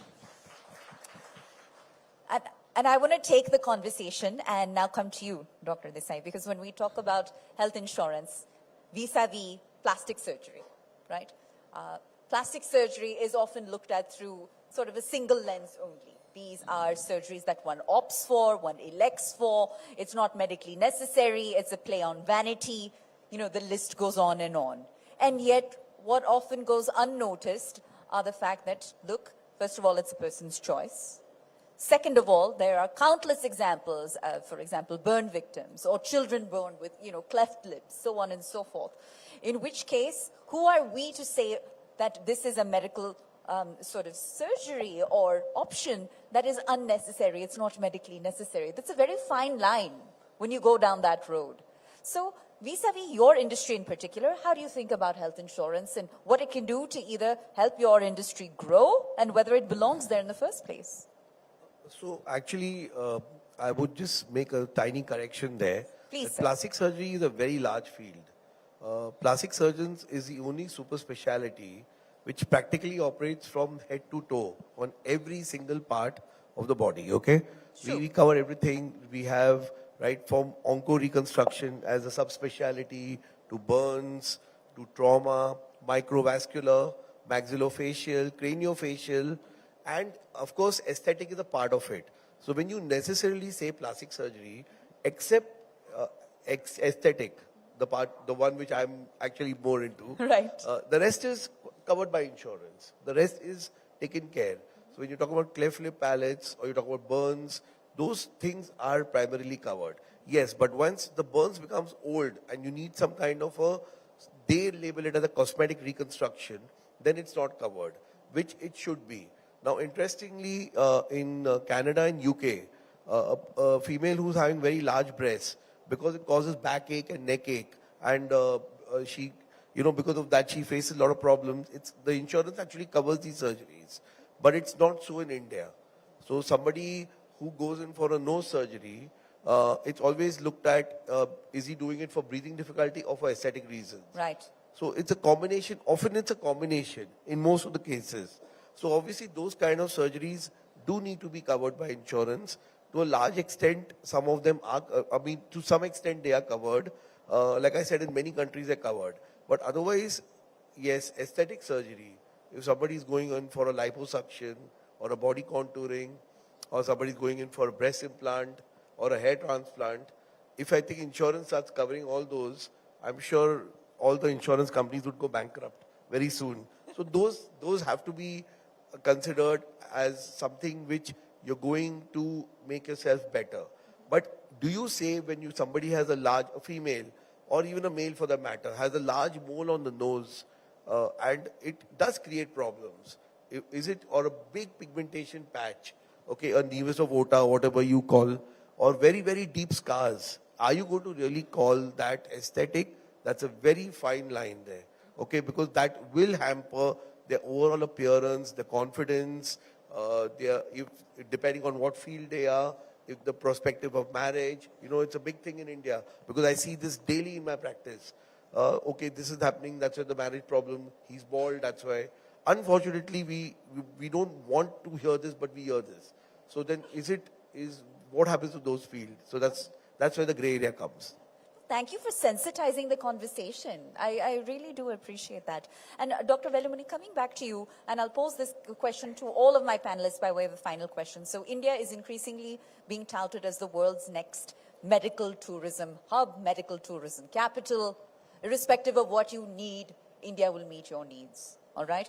So can you walk me through, for that sort of vision to accelerate, what's required, and what's required by way of the public sector and the private sector better working in tandem? Because given the positions the three of you are in, I think you're uniquely positioned to answer the question.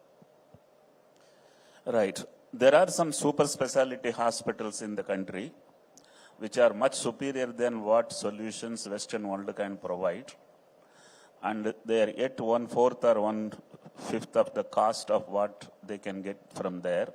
So this is not properly marketed, and probably some hygienic discomforts are there, but that can be improved. India is going to be a tourist destination, medical tourism, that's certain. Scale hi khel hai. I keep on telling that because the scale only makes the total difference. My peers were doing 100 tests per day, and I was doing 100,000 tests per day. And I was the most powerful player. In the entire world, India is cheapest in healthcare. In the entire India, I was cheapest, and my balance sheet had a 40% EBITDA. So which means it is nothing but build volumes, price low, and build efficiencies. So that will happen in every specialty. I see some Coimbatore hospitals, which is there in tier 2 towns, is doing too good medical tourism. I think centers of excellence is needed, proper marketing is needed. We will be able to truly provide world-class service at affordable cost. What has gone wrong with Western world is cost of the insurance premium is too high. The cost of services are too high. They are around 17-18% of GDP. They are still struggling. We are hardly 2 to 3% of the GDP. We are still probably growing. I think when 50% of the population get insurance policies done for them, India will do the best. Phenomenal, phenomenal to hear that. Yes, please. And coming to your closing comments now, Dr. Deshpande. See, yes, it's right that 1.6% of GDP is actually assigned to health by the government. But if you really see the amount of money which has been assigned by the private sector to it, it gets added by another 4%. So we're somewhere around 6%. You can't compare it with the US because US is 16%. So you will never be able to compare with that. As far as good quality of education to the students is concerned, unfortunately, what has happened is medical education also is becoming more of a business. So, to get a license, to start it off, take donations, and to ensure that, they get into this graduation is something which is basically a business. And at the risk of touching a very, very sensitive topic, these reservations have again destroyed the fabric. So it should not be done that. You know what happens is, don't shift the goalpost.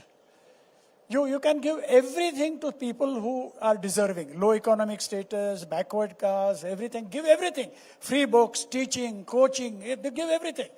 Don't change the goalpost. Which means that a graduate from Bihar has to appear for the same examination that a graduate from Mumbai will appear. He will face the same examiners, he will face the same questions, and he will be tested on the same kind of a character. Brilliant. Absolutely brilliant.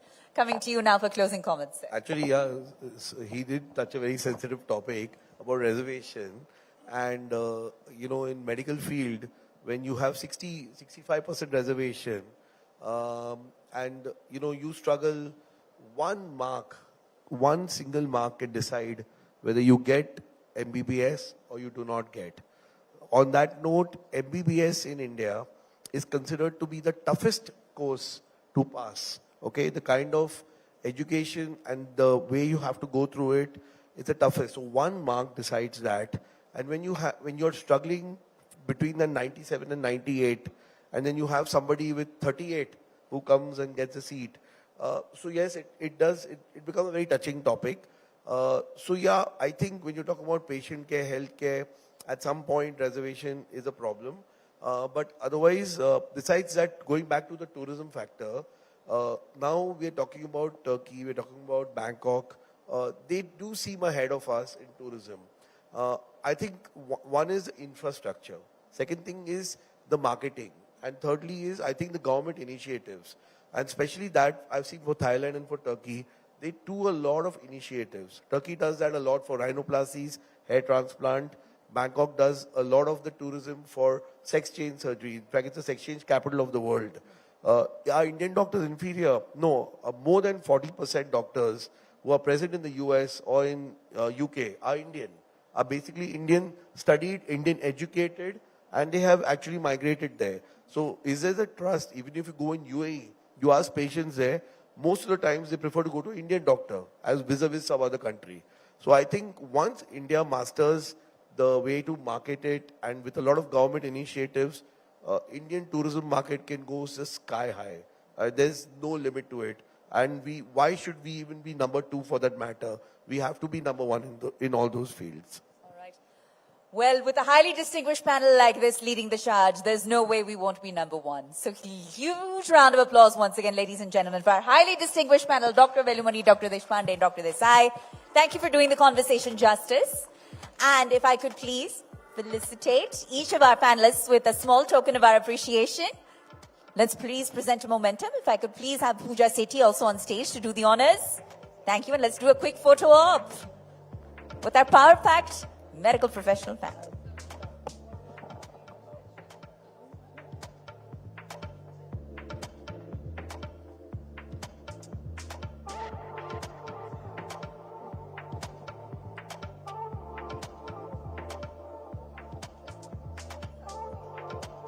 What depth and breadth they added to the conversation, ladies and gentlemen. A huge round of applause once more, please.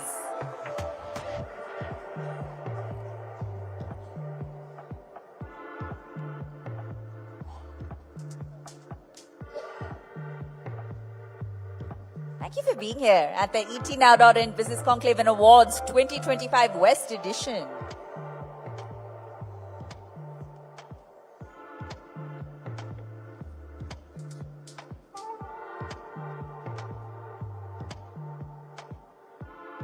Thank you, Dr. Deshpande, Dr. Desai, and Dr. Velumani. Thank you once again. Thank you, Pooja, for doing the honors.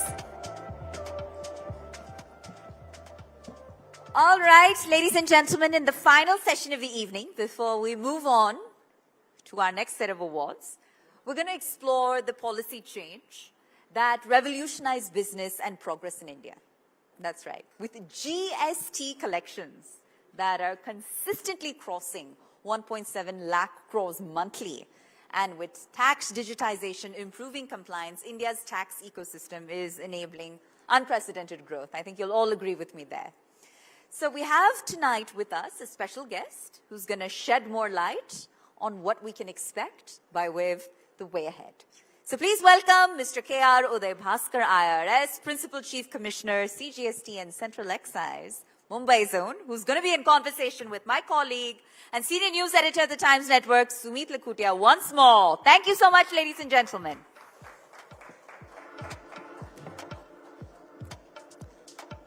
Thank you, gentlemen. Final session of the evening. And with that, Sumit, over to you. Thank you, Pooja, for that. Thank you, sir, Mr. Bhaskar. Thank you for being here. Ladies and gentlemen, you would think, why are we here? Why are we talking about tax? But actually, to be honest, and for all the business persons here, this is really integral, really important, and not just to your business or to all businesses, but also to the economy of this nation. So, sir, thank you so much for your time, for being here. So, you know, the GST revenue, it's grown year on year since its implementation. And what are some of the key drivers behind this trend? How has this revenue been growing year on year?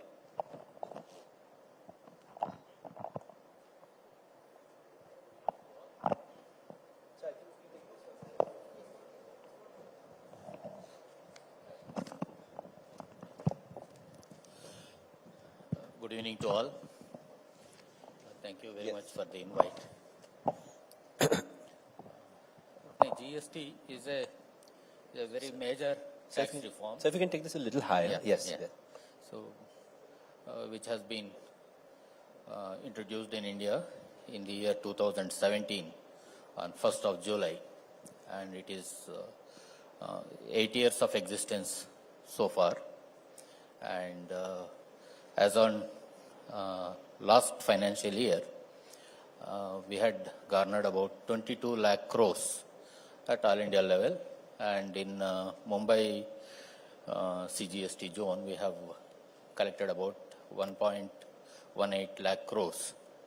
So, and then, but for the COVID years, it has been it has seen continuous growth on an averaging around 10%, which is a very significant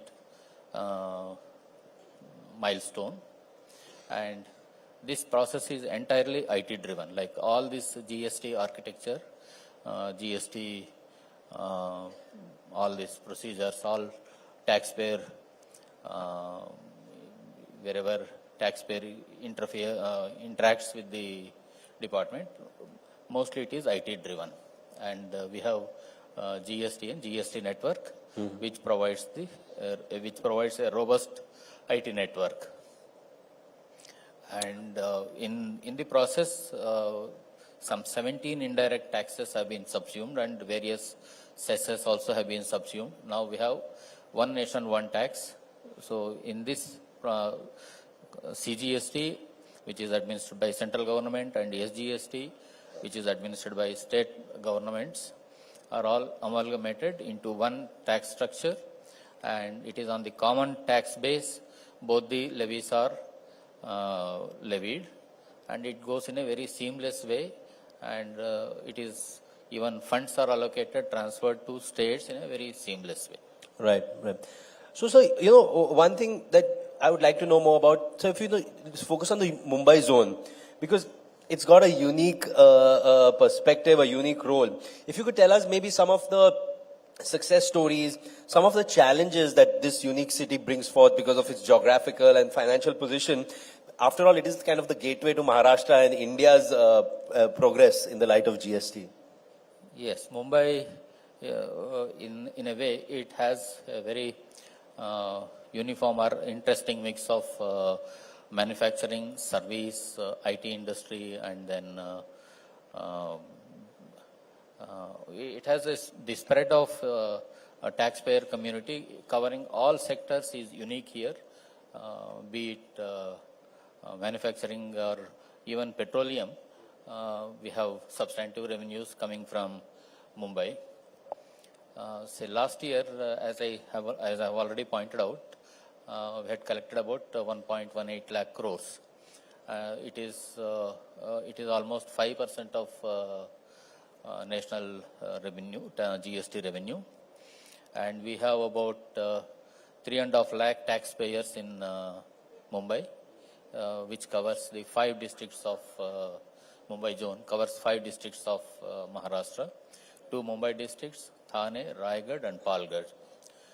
So now this is the biggest revenue collecting zone in the country. So that talks about Mumbai. Yeah. Most important, sir. It's a big important center for us.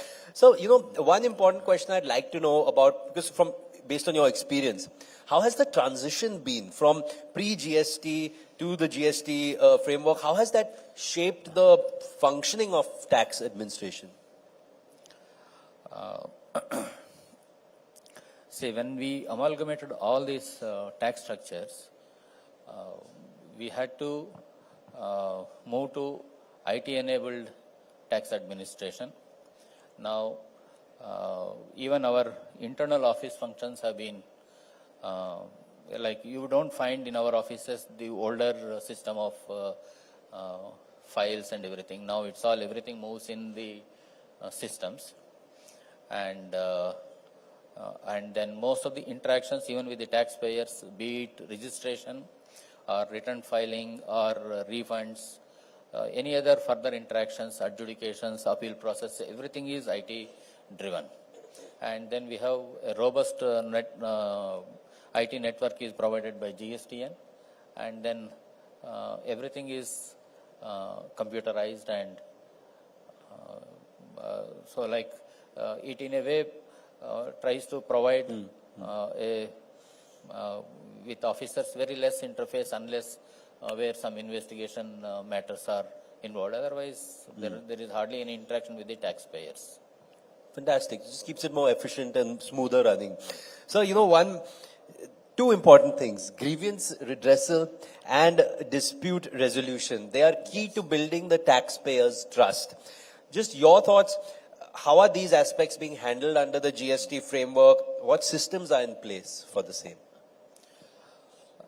Grievance redressal, yes, we have even we try to we have a very we have presence in all the social media platforms, be it Twitter or we have a WhatsApp channel, and in all other social media also we try to reach out and take questions from the thing. But more than that, central government has CP grams, centralized public grievances redressal and monitoring system. It is called CP grams, where across all government departments, any complaint can be raised, and then we address these grievances. And in the Mumbai zone, on an average, we take about 5 days to redress a grievance, as against even the expectation of the government is that we should redress it in about 30 days, but we take around 5 days, 5 working days to give to redress a grievance. And similarly, we have, because this tax is administered by both state and central authorities, we have a grievance redressal mechanism which is headed by both zonal functionaries at the state and central level, and we interact with all the taxpayers, chambers of commerce, and then all other bodies, and even the officers, official functionaries, and we take, it's a quarterly meet where we invite everyone and then ascertain what are the complaints, what they have, what are the grievances they have, and then we try to address them. That apart, like we have 2 bodies, Advanced Ruling Authority and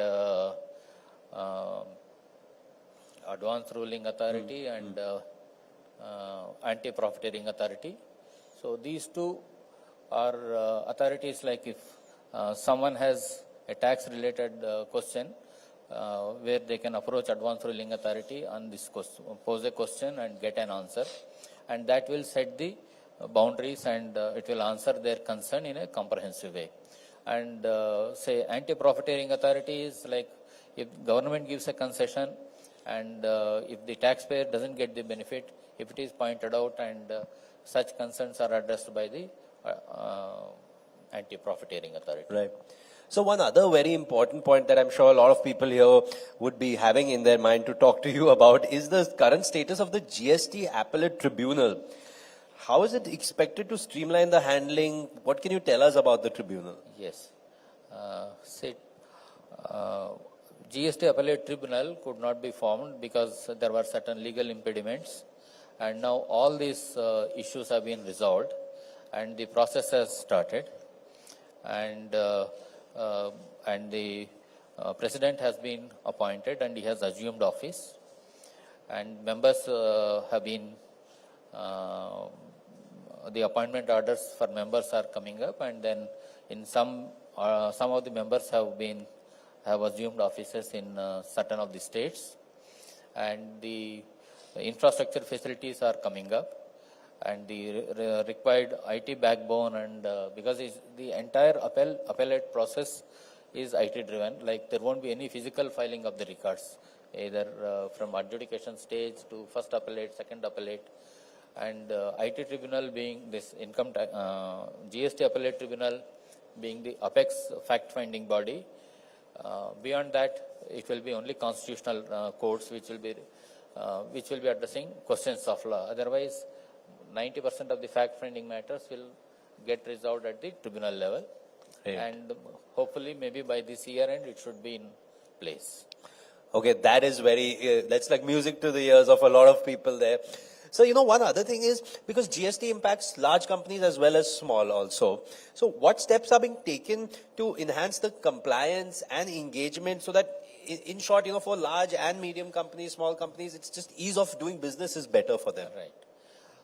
In case of large taxpayers,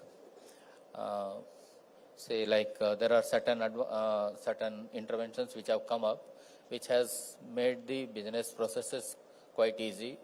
When they removed check posts across the country, so they have introduced e-way bills.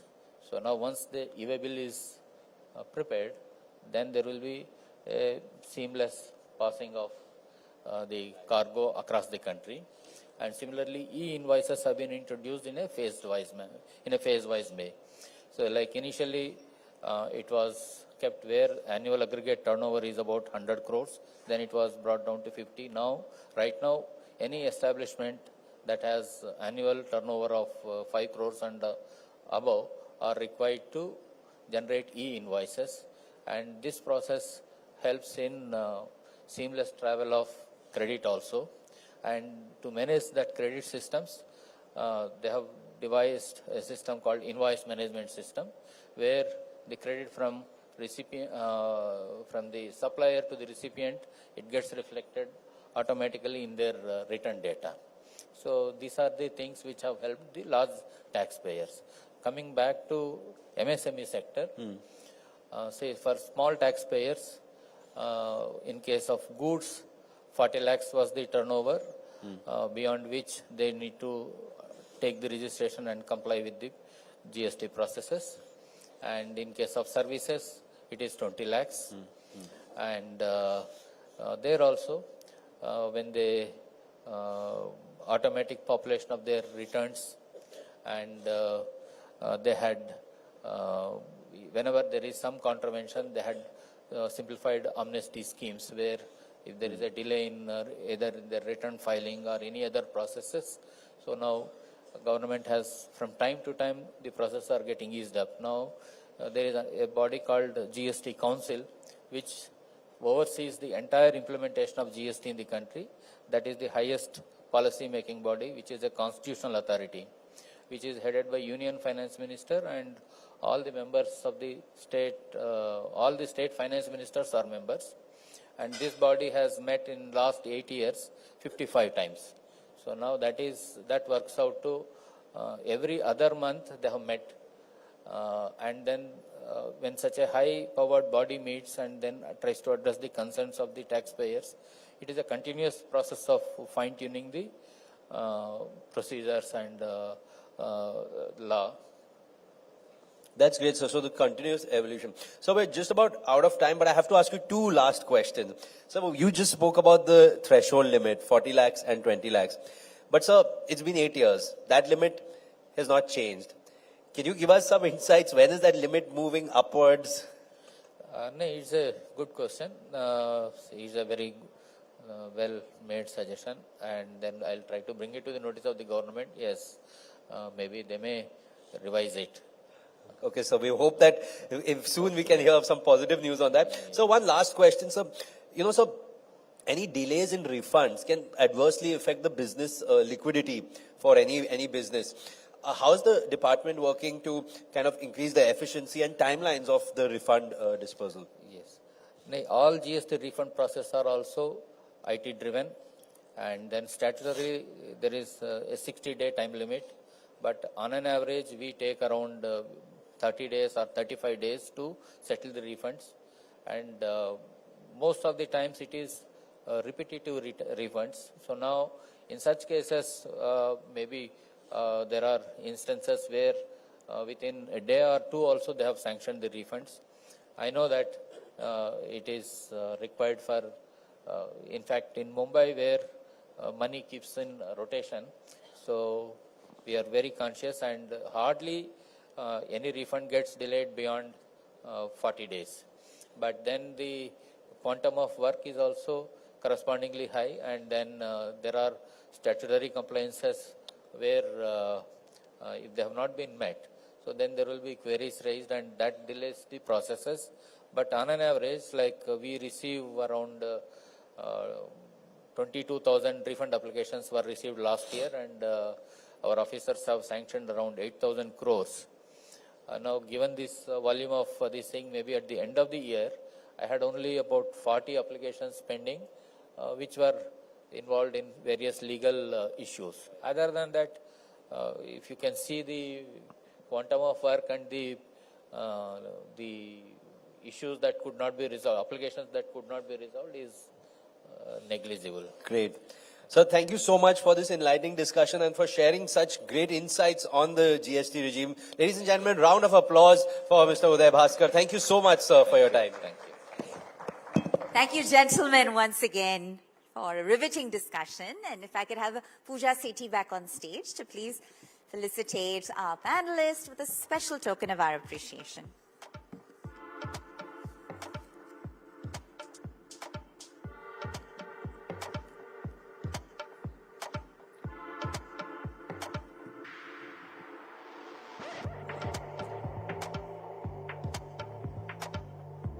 Thank you, sir, for being here and for sharing insights on a topic that clearly impacts us all. We look forward to you trailblazing the path ahead. A token of appreciation, please.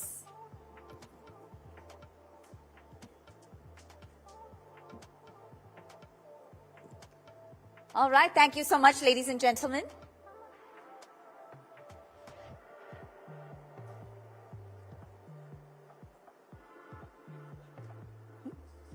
Yeah. We're just going to present Sir with a memento, a token of our appreciation. Thank you so much.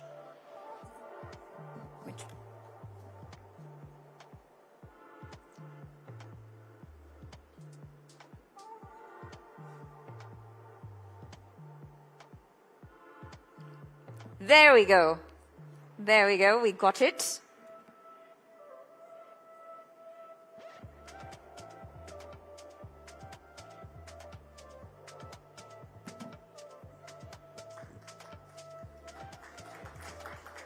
All right. Sir, we'd like for you to stay on stage with us for a moment longer. So we'd love for our award recipients this evening to receive the award from you personally. So Pooja and Sumit will ask you to please take your seats back in the audience.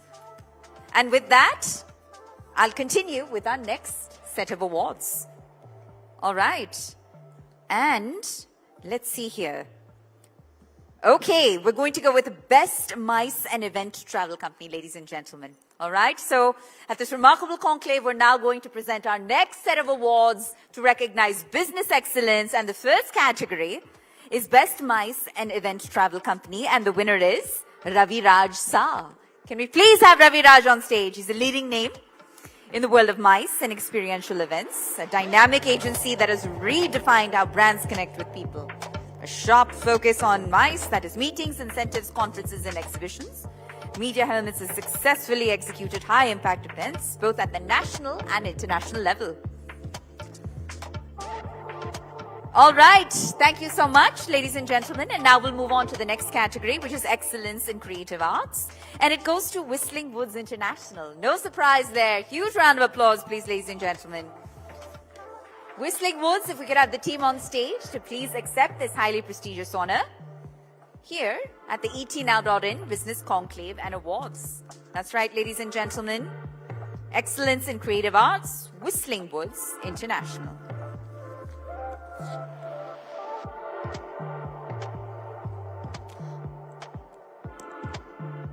All right, we now move on to the next category, ladies and gentlemen, which is Medical Education Innovation Excellence Award. And it goes to Insignia Learning Private Limited. And if I could please especially acknowledge Mr. Vaibhav Srivastava, who's the Managing Director at Insignia Learning, Dr. Tarun Jain, the Senior Medical Director at Insignia Learning, and Ritvik Bhatnagar, Senior Director, Business Development and Innovation Technology, Insignia Learning. Let's have all three gentlemen on stage from the Insignia Learning team. This again, ladies and gentlemen, is for Medical Education Innovation Excellence Award.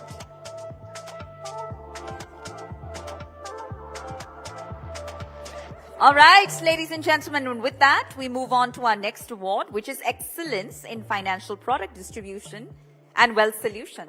And the winner is, ladies and gentlemen, Rishabh Finvest. Let's please have Rishabh on stage. After more than 2 decades in corporate finance and taxation, he's made the decision to leave corporate life in 2021 to pursue his passion full-time, helping individuals and families achieve financial security and long-term wealth.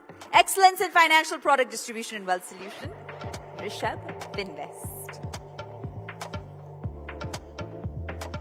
And it's a special honor to receive the award at the hands of Mr. Bhaskar. I'm sure you all will agree. With that, we move on to our next award, which is EdTech Leader of the Year, Empowering India's Professionals.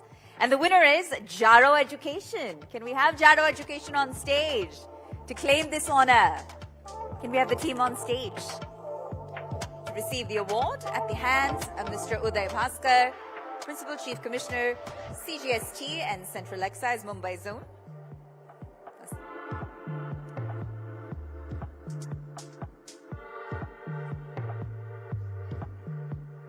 All right. A recognition for standing out amongst your peers. Indeed, very special. And with that, we move on to our next category, ladies and gentlemen, which is excellence in business coaching and leadership development. And it goes to Metamorphosis Unlimited. So it's our absolute honor to introduce Dr. Ajay Bakshi, who's a highly respected leader, visionary, and change catalyst. And he's the founder and managing director of Metamorphosis Unlimited. He currently serves as the president and board director of Intelligent Leadership Executive Coaching. Dr. Bakshi, if we could kindly please have you on stage and accept this very prestigious honor, Excellence in Business Coaching and Leadership Development. Metamorphosis Unlimited, ladies and gentlemen. And with that, we move on. Our next category is Excellence in Firefighting and Safety Services, and it goes to Mr. Santosh Subhash Marathe, who's the CEO and founder. Sir, if you could please join us on stage. That's right, ladies and gentlemen, we're honoring a firefighting service company, Firevax, that has demonstrated outstanding commitment, bravery, and dedication to safeguarding lives and property for the last 10 years and counting. Thank you. And with that, we move on to Excellence in Entertainment and Art Industry, and it goes to Vidnet Music Company. Can we please have them on stage to accept the honor here at the ETNow.in Business Conclave Awards West Edition. Congratulations once again to Vidnet Music Company. Excellence in Entertainment and Art Industry.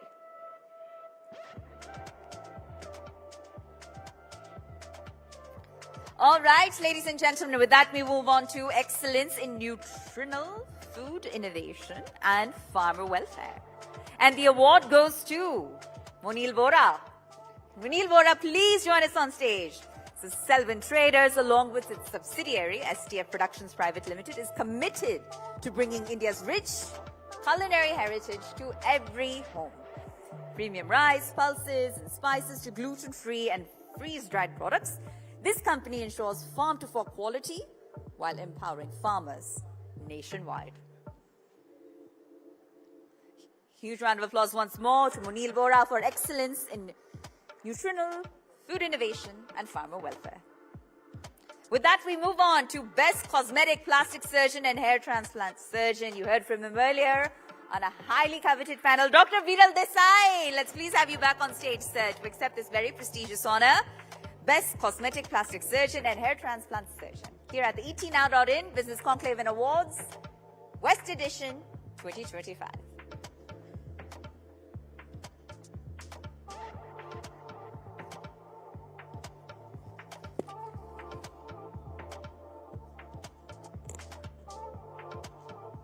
All right. Sir, thank you so much. And we'll kindly see you very soon. But sir, you really raised the bar here at the ETNow.in Business Conclave Awards, West Edition. Huge round of applause once more for Mr. Uday Bhaskar. All right. Now, it's my honor and pleasure to please welcome on stage Dr. A. Velumani, creator of Thyro Care. Let's please have you on stage, sir. So, sir, it would be our honor to have you present the next award. If you could please oblige us. And that category, ladies and gentlemen, is Best Training Institute in Financial Education. And the award goes to Malkan's View. Let's please have you on stage, sir. Let's have the team on stage to receive the very prestigious honor from Dr. Velumani himself, Best Training Institute in Financial Education. Congratulations.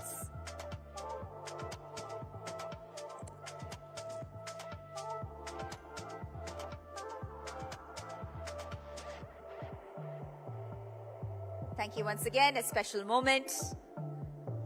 It's our way of recognizing the finest of the finest in the industry. Thank you.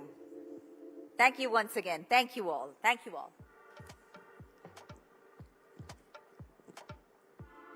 So, ladies and gentlemen, as India stands on the cusp of becoming the world's third largest economy, Western India continues to be the catalyst in this transformation. So I think today's discussions have showcased the innovation, the leadership, and really the vision that's driving this remarkable journey. And that really means all of you. So from AI-powered manufacturing to the work you're doing in inclusive finance, sustainable infrastructure to world-class healthcare, this region and its people remain at the forefront of India's growth story. So I want to thank all of our speakers, our award recipients, our distinguished guests for making this conclave a celebration of business excellence. And we want to re-acknowledge our partners in this effort. Our presenting partner, HDFC Life. You heard from them earlier. We're powered by Bajaj Allianz, co-powered by Arihant Superstructures. Our home loan partner, LIC HFL. Our luxury car partner, Navneet Motors. Our grooming partner, True Fit and Hill. Our luxury partner, Da Milano. Our gifting partner, Aroma Therapy International Limited. And our beverage partner, Swoosh. But I especially want to thank you for being an incredibly well-informed, warm, and welcoming audience. We ask that you please do join us for dinner and cocktails as you continue the conversations and celebrate the achievements of our business excellence makers and creators. Thank you so much, ladies and gentlemen. Have a lovely evening ahead. Thank you.